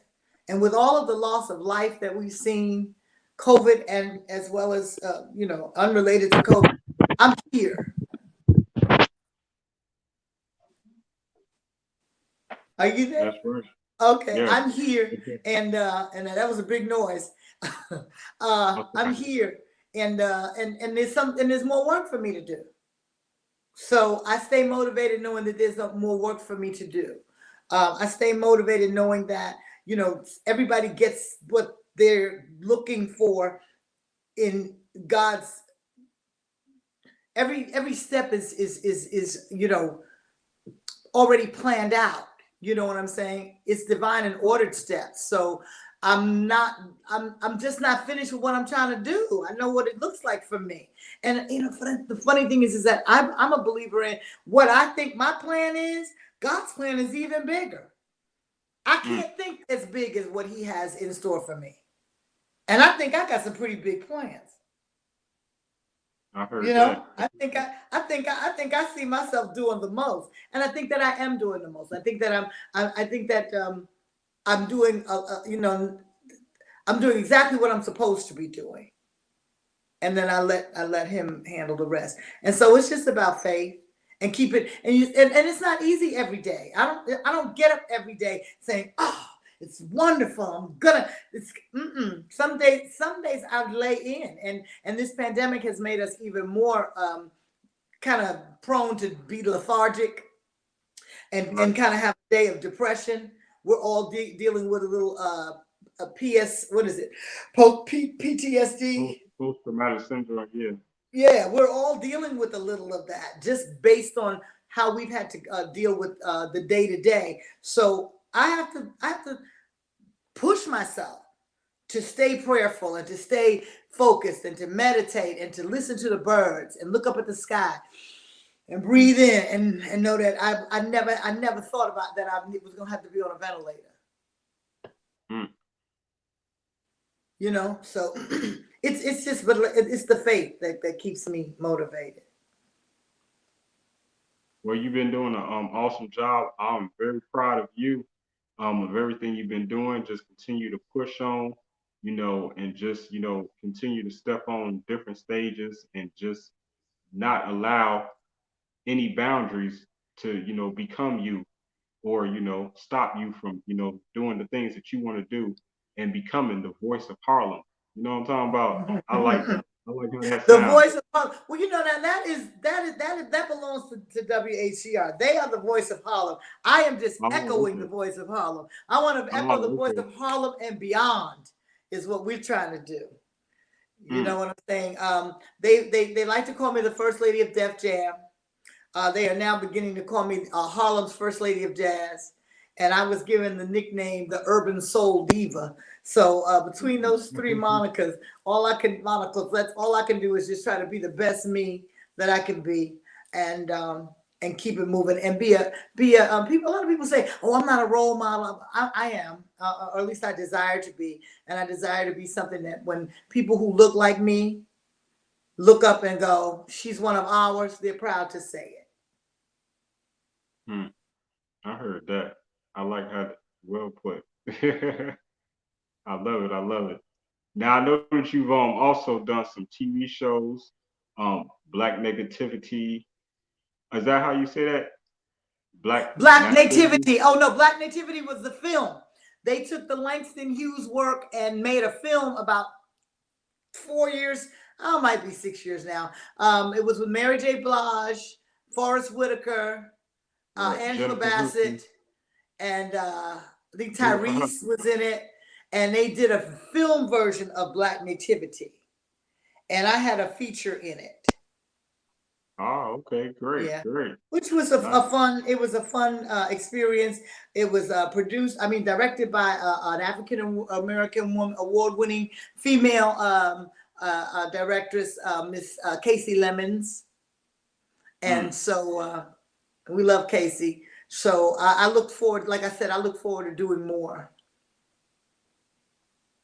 I look forward to doing more on the film end. Yeah.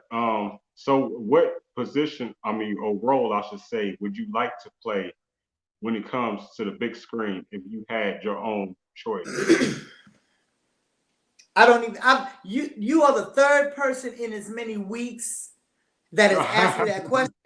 So really? I'm thinking maybe the fourth person, third or fourth person in as many weeks who has asked me that question. So something must be coming down the pipe. And my answer to it is I'm open to everything. If they want me to play a mother, I'll play a mother. If they want me to play a villain, I'll play a villain. If they want me to play a cougar, I'll play a cougar. If they want me to play the chief of police, I'll play the chief of police. If they want me to play the drug queen pin, I'll play her. If they want me to play a teacher and an educator, I'll play her. If they want me to play a bag lady, I'll play the bag lady. If they want me to be an action figure, I'll play the action figure. There you go, then. Flip into a karate kick and, climb up the wall and go, hachi tachi. I can do that. I love it. I love it. So I'm open, you know what I'm saying? I'm open to musical comedy. I'm open to comedy. I'm open to dramatic. I'm even open to horror. You know what I mean? Period pieces. If I gotta play a slave, let's go on and whatever. But I need to have that thing where you know, I can immerse myself into film and television, and that's what we're trying to do. From your mouth to God's ears, there'll be a choice of a role that needs to be played. I love it. I love it. Well, hey, I'm not done with you yet. We still kicking it. But I just want to say hello again to everybody that's watching. I thank everyone that's watching. I am grateful that everyone that's tuned in right now. And I encourage you all to share this video, you know, wherever you may be watching this from, whether it's Facebook, actually my Instagram, you know, I couldn't get any signal, so I apologize for that. You know, all the people that stay tuned in with the Instagram. But make sure you tune in with I Said It Management on YouTube. That's my channel, so you continue to get notifications. That's very important. Also, was very important. I have to shout out my sponsors of I Said It Management because you know, what I mean, it's nothing like support, good support, and I'm grateful of all the support that I receive. And like I said, at the end of the show, I'm going to be shouting out the people that's going to be on the backdrop that'll be coming next week at the end of next week. So I look forward to all of that. So shout out to Aesthetics, Fashion and Beauty. And so actually I have another picture. This is actually a picture of her place right there, folks. So shout out to Aesthetics and Beauty. Check out her website. Oh, that's not her. But shout out to DNP. Shout out to Dean. Y'all need some photos? Holla my boy. I'm sorry. Here we go. Aesthetics. And then last but not least, make sure you all support HairBossBiz.com. I really appreciate y'all. Shout out to Dolores Green. Her number's right there. So thank you for your patience, Ms. Williams. So no, we always have to handle the business. You know what I'm talking about? All the time. So if I may ask you, what would you consider your finest moment in entertainment or most fondest moment to you?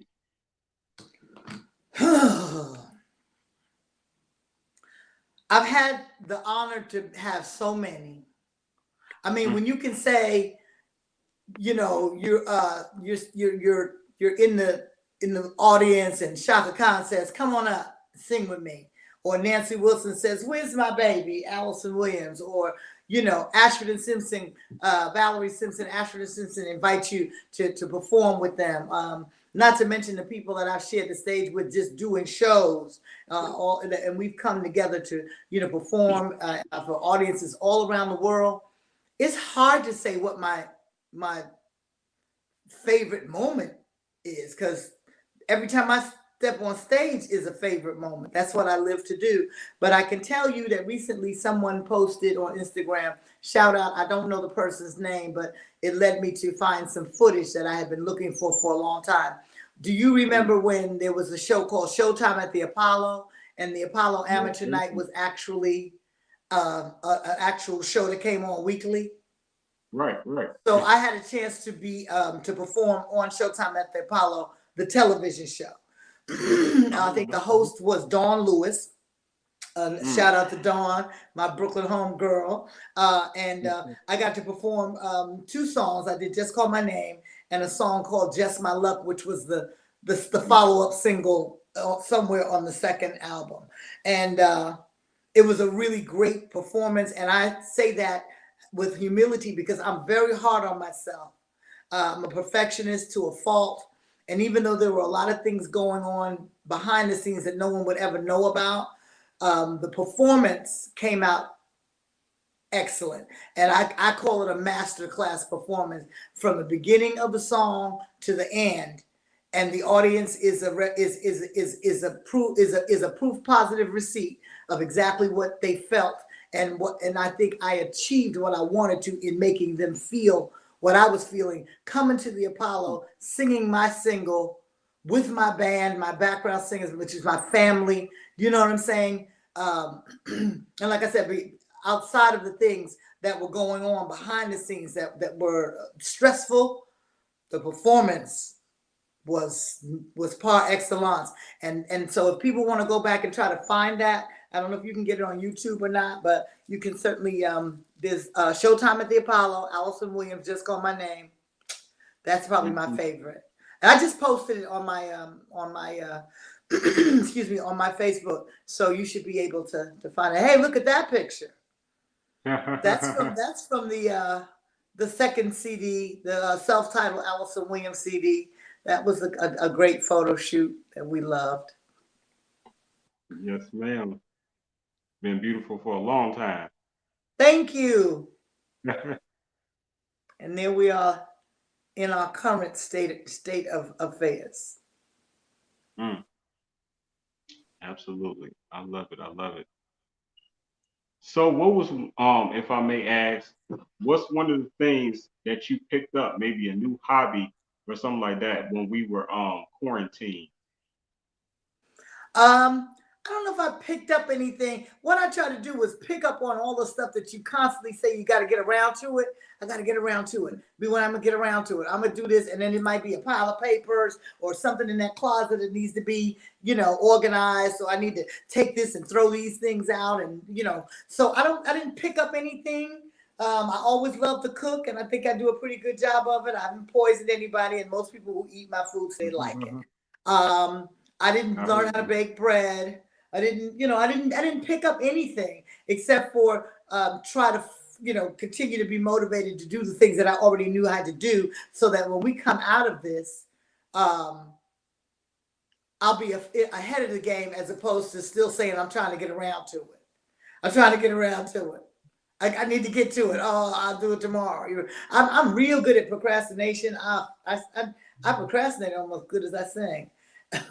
The good thing is that I know, so I'm able to try to help myself along and own my mess, own my BS. When you start saying, yeah, come on, you didn't organize your time, you didn't use your time correctly. So I'm guilty of that, and sometimes I have to be more mindful of it, of time management. But I think I just wanted to sit still. I still feel like quarantine. You say when we were in quarantine, it's like when we were in high level quarantine, that was ordained by the government. You know what I'm saying? That, but I still feel I've had my shot. I got my one and done 2 days ago, but it doesn't mean I take the mask off. It doesn't mean I'm not washing hands. It doesn't mean I'm not spraying Lysol every time you see me. If I smell like Lysol, that's my new cologne. I'm not playing with this thing because we don't know enough about it. And you know what I'm saying? Even being vaccinated. Do you know how long it's going to take to vaccinate the universe? So that everybody is protected, or protected from, or protected against? Or, it's just, we can't take this for granted and just, So maybe I might have some new hobbies, because I'm still going to be staying in until my industry opens back up again.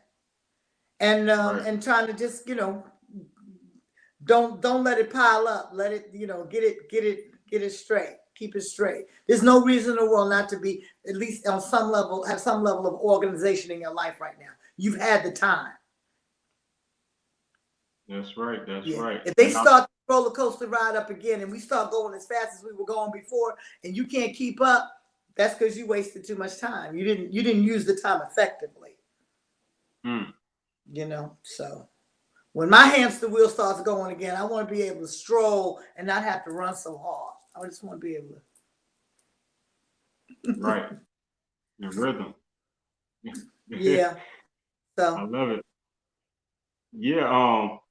So do you still do dancing, and do you still dance? Absolutely. I try to keep myself in a class.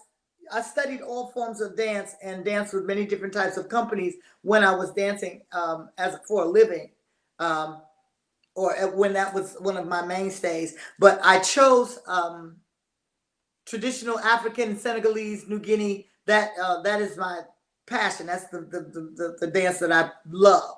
And when I was in New York, of course, I always was able to find a class. Shout out to Nafisa, and she's an incredible instructor and also a priestess.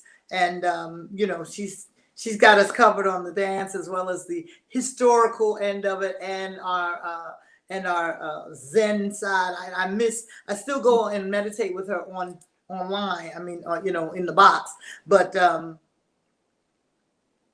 I miss, because I now live in North Carolina, I have not yet found where to find that part of the culture. I know it's here. I know there's a core of African dancers and drummers here. I know that there's some modern dance here. There's so much culture here. I know that there's jazz. I know some tap. There's something that I'm going to be able to get into. I need a Zumba class just to keep it moving. But you know, it's still not open. And the things that are open, I always have to take a good look at it to see how comfortable I feel about getting to it. How many people going to be in the room? How does the establishment take care of the space? How diligent are they? Because it's still a battle zone out here, and there's landmines everywhere. I didn't come this far to get sick and leave. I promise you I didn't. So yes, to answer your question, I still dance. Sometimes I just turn on music in my own little space and get my little class on, you know, if I get to moving around. I had an injury last year that actually took me down before COVID shut me down, where I ruptured my quadricep muscle. Oh man. And I wasn't doing anything but an electric slide. I was doing the bus stops. I wasn't doing anything out of the ordinary. And I'm equipped to do a lot of out of the ordinary stuff. And my knee just gave way. And the doctor basically said, it's a sports injury. You have been a dancer and an athlete all your life. You have had 2 knees for 59 years. One of them was bound to go. Don't be surprised if the other one goes. He said, you've been using the same 2 knees for 59 years. What do you expect? It happens. So that's, I'm recovered. Thank you. I would like to take a class to see just how well I do. You know what I'm saying? To get back into the real rhythm of it. But if they give me some, you know, one of my big dreams, you know, trying to do the film and television, I want to go on Dancing with the Stars so bad. I don't know what to do. Okay. Oh my gosh. And I might even get up one of the mask costumes. I think it's going to be hot in the Masked Singer. But the thing about it is you have to be a recognized, you know, entertainer, or at least what they consider recognized. I mean, even if you just slap somebody on and you're a housewife, they might take you because they see you every week on TV. So that's why we got to get to the TV and film so we can get recognized, and then we can do those other little things that are fun, I think, you know. Absolutely. And I'm just go ahead and throw it out there. And I can only say these women names because these women are also friends of mine, and I'm grateful to say this. But the legendary Melissa Morgan, legendary Melba Moore, and legendary Shirley Jones, and the legendary Alyson Williams. All 4 of you all need to start your own Black Dancing with the Stars. I said it. Okay. First of all, now I don't know if Melba's going to want to be doing a whole bunch of dancing, but she can dance. Hey, she can be the director. I don't know if Melissa's going to want to sweat her hair out, because you know how she is. That's my sister. And Shirley, I have to check with Shirley. I don't know if we can start something Black. I don't know if it's going to be a Dancing with the Stars, but we can start something Black. Yeah, y'all got to all start something, because, you know, you all are all rare gems, for real. And I'm just happy to have a chance to have interviewed all of you all, and that's like super awesome. Excuse me. Do you know that Melissa and I were wearing a group together in the early 80s, right? What? No, I didn't know that. In between basketball and Just Call My Name, there was a little moment in time called 1982 to 84. And there was a group called High Fashion. The group was myself, a gentleman out of Detroit named Eric McClintock, and Melissa Morgan. And we were all on Capitol label with High Fashion. And we were part of a trilogy of groups. There was a producer from Italy named Jacques, what is his first name? I know, Fred Jacques Petrus. And he produced a group called the BB&Q Band, which was Bronx, Brooklyn, Queens band. They had a hit song called Are You Ready or Not? It's only up the street. Dum, dum, dum, dum, dum. Everybody's dancing and everybody's on the beat. yeah. Okay, that was one of I their remember. songs. I And remember then that. then there was a little group called Change. And you would remember Change because the lead singer was Luther Vandross. What? Prior to Never Too Much. So Change. There was Change, BB&Q Band, and High Fashion. We were the three groups on Capitol under the Petras umbrella. And we had a song called Feeling Lucky Lately. And it went really high on the charts. I was singing the lead. It was written by a gentleman by the name of Fonzie Thornton and produced by maybe Fonzie and Kashif. I think Kashif might have produced it. And the song, the hook went, feeling lucky lately. I can feel this is my time, and I think that I can make it. Feeling lucky lately, though it's still an uphill climb. Got a feeling that my turn is coming around. Really good song for back in the 80s. Had all of those 80s synthesizer hits that, you know, all the music, we know what it sounded like. You're a youngster, so I don't know if you remember, but really great music. And I would like to one day try to redo something with that song because it's such a positive message. It's just positive. If you listen to the lyrics, you can't get any happier, you know. And when I listen to it, you know, feeling lucky lately. Of course, we don't base our lives and what we do in luck, but the premise was I'm feeling good, and I got a feeling that good things are getting ready to happen. So I always love that song. Always love that song. Yeah, Melissa worked with Melba Moore. As a matter of fact, that particular situation led me to Melba Moore and led me to singing on several of her albums. I see you left and came back. Are you back? Testing 1, 2. Yeah, I'm sorry.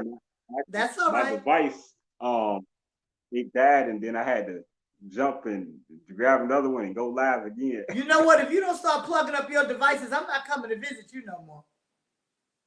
I got so many cords around here. I won't get on this thing without plugging everything into the wall or into an extension cord. I just can't. I can't. Because if what happened to you happened to me, I just have to. It sends me too many places. Technology takes a lot of energy from me, I find. You know what I'm saying? It's a stressful existence. It makes it easy and it's good. We can see each other, and you're in one part of the world, I'm in another, and we can reach out, but it's a very stressful platform for me. Technology is not my medium. I like easy breezy, sit down in front of each other, face to face, which is kind of hard right now. But yeah, I won't even come to the table without everything. Absolutely, the phone, the iPad, the ring light, everything got to be plugged into the wall. Because one thing I know for sure, for me, it's gonna die. It's going to die. It's going to probably die even before it gets to 10%. It's gonna cut off. At least if I have it plugged in the wall, I got a fighting chance. I know, right? So I'm gonna give you that note, so you take it with you as you continue to build this empire. Keep your stuff plugged into the wall at all times. Nah, it overheated. It overheated. And Okay. Yeah. So I don't know what's going on. It happens. That's just an upgrade in a power surge kind of thing. I've learned so much. You know what I'm saying, about how to do this stuff and produce stuff on my own and what I need. I just got something the other day. My brother, shout out Tony Terry, sent me something called an iRig. Now I have to learn how to put that together so I have better fidelity when I have my microphones plugged up and I'm singing on these box events, these virtual events, so I don't get drag and delay and echo and all those things. That's going to help me. Right. Okay. And shout out to the legendary Tony Terry. He's also been on this show, I'm grateful to say. Yay! Yeah, for Valentine's Day. Valentine's right before Valentine's. Okay. Matter of fact, I think it was on Valentine's. I don't know, or the day before, or something like that. I don't know. It was somewhere around there this year. Well, like I was saying, being in the group with Melissa was great. We did that for about 2 years. And like I said, that led me to a bunch of session work with Kashif, which was Lilo Thomas, Melba Moore, Evelyn Champagne King, all of that. And all of that was happening, like I said, you mentioned Melba and you mentioned Shirley Jones and all of us having this great black female show. But when I think about how all of my dots connected, it's an awesome journey. It's a great trip. And I hope, as we talked about it, to have a biopic and a book and all those things so that people can really see it three-dimensionally in HD and all of those things and get it. Absolutely. And I would definitely be of any help and of assistance because this show need to be presented by I Said It Management and Life and Entertainment. This is Aha! where you are. You know what I'm talking about? I see. And I see how you slid in there. you know what I'm talking about? And I'm gonna help y'all put this together because that's like needed. It's necessary because like imagine all four of you all on a show or five add Mickey Howard. Like that's crazy. You can do it virtually. So that'll be like the ultimate girl talk. You all have so many stories. It'll never end. The stories that you all have with the industry, like come on. it's always a hit. Every show, every episode is a hit. So it's can't lose. But nevertheless, that's just me. I talk a lot, and I'll be pushing my ideas on other people sometimes because God Well, be I mean, putting so it's much not in like me. it's something that folks aren't doing. You've seen Jada Pinkett and her mom and what have you. Right. They've had their red table talk. I understand there's something going on called Cocktails and Queens. I know MC Light has something that they do.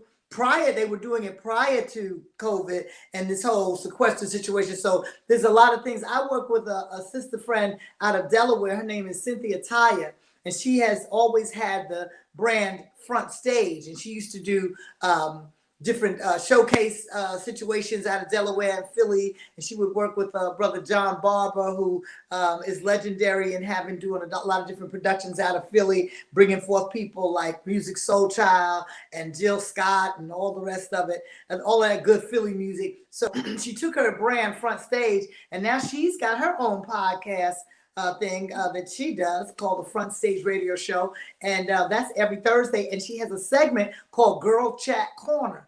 And so we do a female thing, a female round robin, and we try to have different guests each week. Sometimes they're music, sometimes they're business, sometimes they're education. We've had a lawyer. So just as you spoke it, it is going on in a specific way. Shout out to Cynthia Taya and Girl Chat Corner and all the folks over there at Front Stage, the Front Stage Radio Show. Absolutely, absolutely. Shout out to everyone over there. And if I may take a moment real quick, man, we've been doing this for 2 hours. That was a quick 2 hours though, right? Time flies when you're having fun, and the internet is doing you like it does us. I know, right? And I'm definitely having fun, tonight. Let it be known. Um, what was I about to say? So, You wanted to take a moment to do something. That happens to me all the time. I'm so sorry. Yeah. So I want to take a moment. Thank you for that. So I want to take a moment to tell you about something that I do that I'm very proud of, Miss Williams. And this is something that I was started in 2016. It's called Tribute to Women. And I'm proud that I'm going to be bringing back Tribute to Women event tour. And in 2016, I came with a concept that I wanted to honor women and just celebrate women in a special way because I'm a poet, spoken word artist, 20 years, like I say. And so I was like, I came up with this tour and I decided to put events together and I started to do events. And at this event, I was able to honor women, and that's with a plaque, a beautiful crown. I spit my poetry. We have a mini fashion show. It's just really good, and I'm grateful that this is the first year that we're gonna be bringing it back, and I look forward to just bringing and involving more women that is high profile. People that have a voice, a respected voice out there to just attach themselves to something that's really powerful that's spearheaded by a man. You usually don't hear about tours or things of this nature award shows when it's strictly awarding women, that's where it's a black man behind it. You just don't find that. And so, I'm grateful to say this, and I say this, with pride that I look forward to, honoring more women and just putting you all on the stage and bringing more women together to network and using my platform as a catapult. So that's just Well, something we a little. look forward to it too. Absolutely, that's something that I do. So it's called Tribute to Women. So you all can find more of that actually on my site, isaidit.tv.com. And so it's just so many things coming and so many things that I'm trying to accomplish with women, because you all have been a huge influence in my life. Like I say, going from my mom down to my sisters to my aunt. I have many aunties, like five, I think. Yeah, five aunties, and just a lot of women in my life. And I'm just grateful for you all, and just salute to all the women. Much, much love. All day. So, with that being said, I just want to say thank you so much for taking time out of your Saturday night to spend it with I Said It Management. Well, I'm thank you for inviting me. And I want to let your viewers and your listeners know that you reached out to me. You had reached out to me several months ago, even before the pandemic, and we had talked about doing some things. You were involved actually with another entity that wanted that you were working with at that time, and we were going to get together and do a piece, which was going to be not virtual but actual print and so on and so forth, and digital as well. And but you were diligent in keeping in touch with me, and I just apologize that it took me so long to get a chance to get you on my schedule. But I'm glad that I did. I'm glad we had a chance to do it, and I want to continue to support you in any way I can, and let people know where you are and what you're doing. And thanks so much. Thank you, and I'm very humbled by your words. I'm very grateful for you, and to have you on the show, like I say, for you to share your wisdom, your experience, your stories, and just your spirit, because that's what it's about. And as a last question, I want to ask you, what is your, let me see, where would you like to be in 5 years? Because I know you're still very ambitious. I would like to be trying to figure out how to fit all of the roles that are coming my way into my schedule. For film, for television, I want to be hosting. I want to be hosting the Oscars. I want to be hosting the Essence Music Festival. I want to be performing and traveling and flying from Denver to Dubai. I want to be doing everything that I'm able to do. I want to have my health. I want to be able to be helping to educate other up and coming artists, and being a role model to young women and young men of color and beyond, and just continuing to do what I think I'm supposed to be, what I know I'm put here to do, doing my job. And I want to be able to do it healthy, pandemic free, and with everybody able to run up on each other and hug each other and look each other in the eye, and have a job. And that's what I want to be 5 years from now. I want to be done with this. Mm. I heard that in that order, and you shall be. And I look forward to you being at the Emmys and the Grammys and the global globes, hosting, and all of this in nature coming All real of it. soon. Because I said it. You So said it, I said it, and now God knows it. There you go. that's right. That's right. It's been written already. Yeah, so man, I just want to really honestly, again, thank you for being on the show tonight, sharing everything that you shared with us today, even speaking about the great DMX, may he rest in peace, and may his soul rest in power. Love to And his family. Prayers to his family. absolutely, absolutely. And again, for all those that had just tuned in and may have missed this interview, you just missed a epic epic experience. I'm telling you. But what's good, you can be able to go to my YouTube tomorrow, in less than 24 hours, and you can view a replay of this entire interview, and you can share it with all of your family and friends. And that's a true story. You know what I'm talking about? You said it. Right. So, hey, I want to wish you the best toward all your present and future endeavors, everything that you're doing, all your present missions and job and businesses, and everything that you're accomplishing, and what absorbs your time and your day, and what are your concerns. I just wish you the best and send my blessings and peace and love and all of that good positive frequency your way in that order. So I hope you can feel it. I can feel them, and I want I just everybody to know they can find me on Facebook, Alyson Williams Music. They can find me on Instagram, Alyson Williams Music, and they can find me on Twitter, just Alyson Williams, Alyson. Williams is the same, and music I spell Music.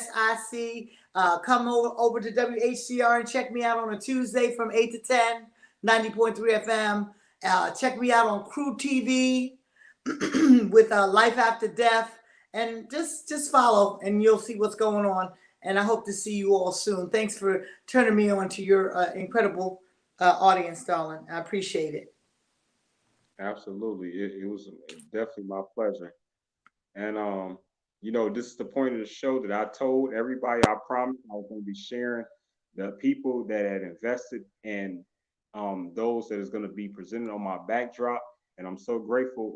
I don't know what your time looking like, Miss Williams, but you're welcome to stay around, for the show. For the show within the show. For the show within the show. Well, actually, because I've given you 2 hours, I gotta go get a meal. I'm about to pass out. No problem. We gotta definitely make sure you eat. You know what I'm saying? Got to. So stay healthy and drink your water and absolutely. Get your and keep making all of those great hits and music. And like I say, make sure that you all go and support Summer Nights in Harlem, her new track. And also everything. Much love to you. Peace and Take love. care, darling. Salute. Peace, Salute. Queen. Lessons. I said it. So thank you for everyone that tuned in tonight. We were just featuring the legendary, iconic singer, the one and only Alyson Williams was just here tonight. That was super awesome. And I'm just look forward to, being able to look at the replay of this one. I look forward to looking at my replays. There ain't no shame in my game. I'm not gonna front. I like looking at the some of my replays, a lot of my interviews. I look at all my interviews, but there's a lot of them that I go back to and I learn from them to see how can I be better, what can I do better. Whether it's my posture, whether it's the way that I say things, pronounce things, whatever the case may be, or just even adding in things that I felt like was good for the show. So, and that's actually something that Bridget reminded me to do in the beginning when I started the show. So, y'all know what time it is. I'm gonna share the people that's gonna be on this backdrop, and I'm excited. So this is the first logo I'm gonna show. So drum rolls, please.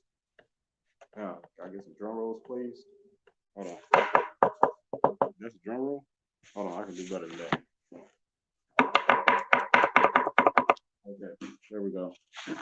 Drum rolls, please. First logo. Hey, that looks real familiar. I know that logo. Yeah, I gotta definitely put my own logo on there. Just want to be right? But now, all jokes aside, though, for real. Some of the logos that you will see, I'm very grateful of. You're going to see. Boom. Lady Knight Entertainment. So shout out to Tamara Knighton. She's the CEO of Lady Knight Entertainment. And she's going to be on this upcoming backdrop. And I look forward to celebrating her and her brand. Thank you. Also, Tina Renee. She's a great host over there at 105.9 FM, and I look forward to supporting her brand, Soulful Discussions, and she's a tremendous singer as well. And I just look forward to supporting her on my new backdrop coming soon. And you see what that says, love more. And she actually is a love more experience. I actually held up she has another logo that's gonna be on the backdrop as well. But shout out to Shartia. I look forward to supporting your brand and having you on this upcoming backdrop as well, Queen. Peace to Mimi Acosta. She's the CEO of MIA Entertainment Group. And I look forward to also celebrating your brand on my backdrop. Shy Love, Melanie Hogan is the founder of this great community serving organization she started. And I look forward to supporting your brand on my upcoming backdrop. The afternoon kickback with Shakita Bananas. Yes, right here in Chicago. I look forward to also supporting your brand on my backdrop. It's coming soon, y'all. Like for real.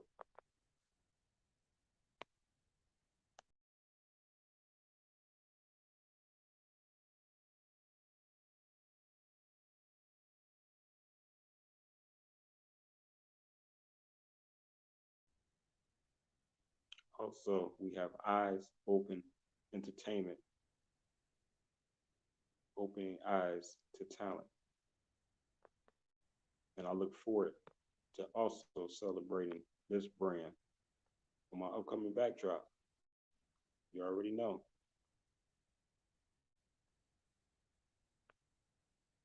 And we have Stevie Edwards. And you already know his name is right there, Stevie Edwards, aka I Love Stevie. It's the name of his brand. And we look forward to supporting his brand on our upcoming backdrop too. Appreciate you. We also have the legendary King Assassin show. I'm sorry, the legendary DJ King Assassin, who's the host of the King Assassin show. And we are proud to also have him on our backdrop. And I look forward to supporting your brand. Also, you already know you better follow the sauce and embrace the sauce. It's sinful sauce. And that's my friend Hazel Merritt. And I look forward to supporting her brand and having it also added to my upcoming backdrop. So for now, that's all the ones that I'm going to share. But like I say, we have some more great ones, coming to the back. Oh yeah, we can't forget, of course, aesthetics, the art of beauty is going to be on my backdrop. You already know. You know who else gonna be on the backdrop? I mean, for real. Like, do you know? Nah, this right here, bam, there we go. It's also, we look forward to celebrating your brand, hairbossbiz.com, on our upcoming backdrop. Appreciate you, Dolores.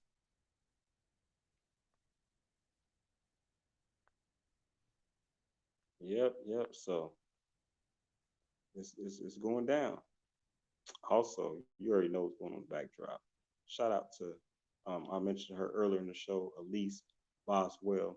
She's the owner and founder of Just Me Magazine, and you will be able to find her brand also on my backdrop. I look forward to supporting you too. Man, y'all, I'm tired. That was a long interview. We went 2 hours. I ain't did 2 hours in a while. Off the top of my head, let me see who all had 2 hours. Who was that? Dan Atherin, aka Dan the drummer. We did 2 hours. Man, we were a couple people. So that's where we at. So again, I want to thank Life and Entertainment also for all your support, Gina Hills, which you're gonna also find on my backdrop. I look forward to supporting your brand like all the time. And I appreciate your support and everyone's support out there. These are a couple of websites you definitely want to check out. Go and screenshot that if necessary.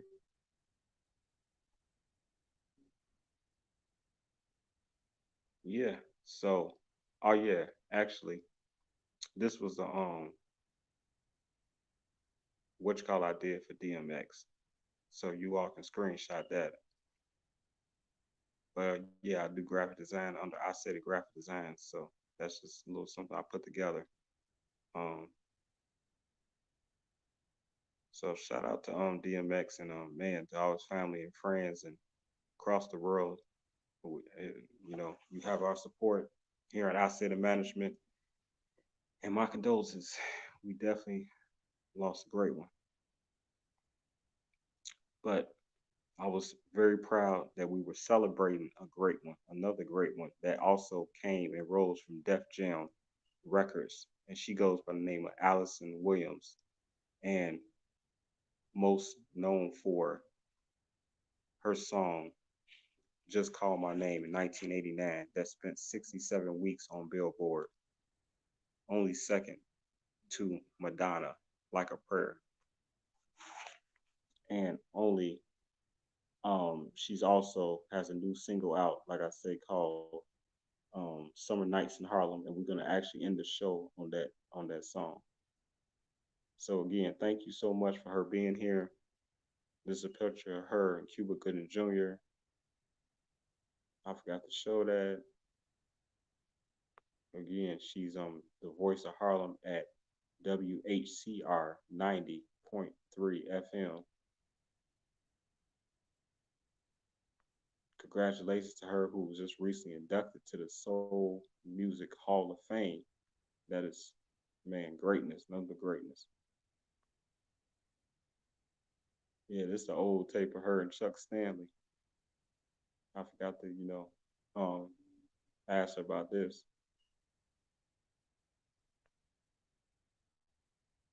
There you go. The legendary, the iconic, one and only Alyson Williams. And also you can find them right there. So it's great. We had a great interview. I'm very grateful. I am thankful. That was awesome. So much love to everybody that tuned in, everybody that's watching anywhere and everywhere in the world. Much love. And again, we are featuring Alice Williams. Thank you for being on the show, Queen. Blessings. I said it. If anybody asks. Nights in Harlem make my heart remember you. It was on that night I fell in love with you.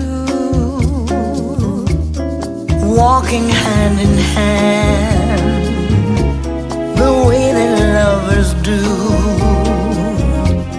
Summer nights in Harlem make my heart remember you.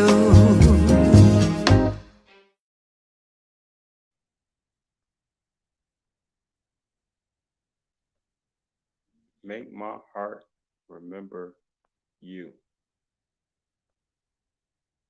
On that note,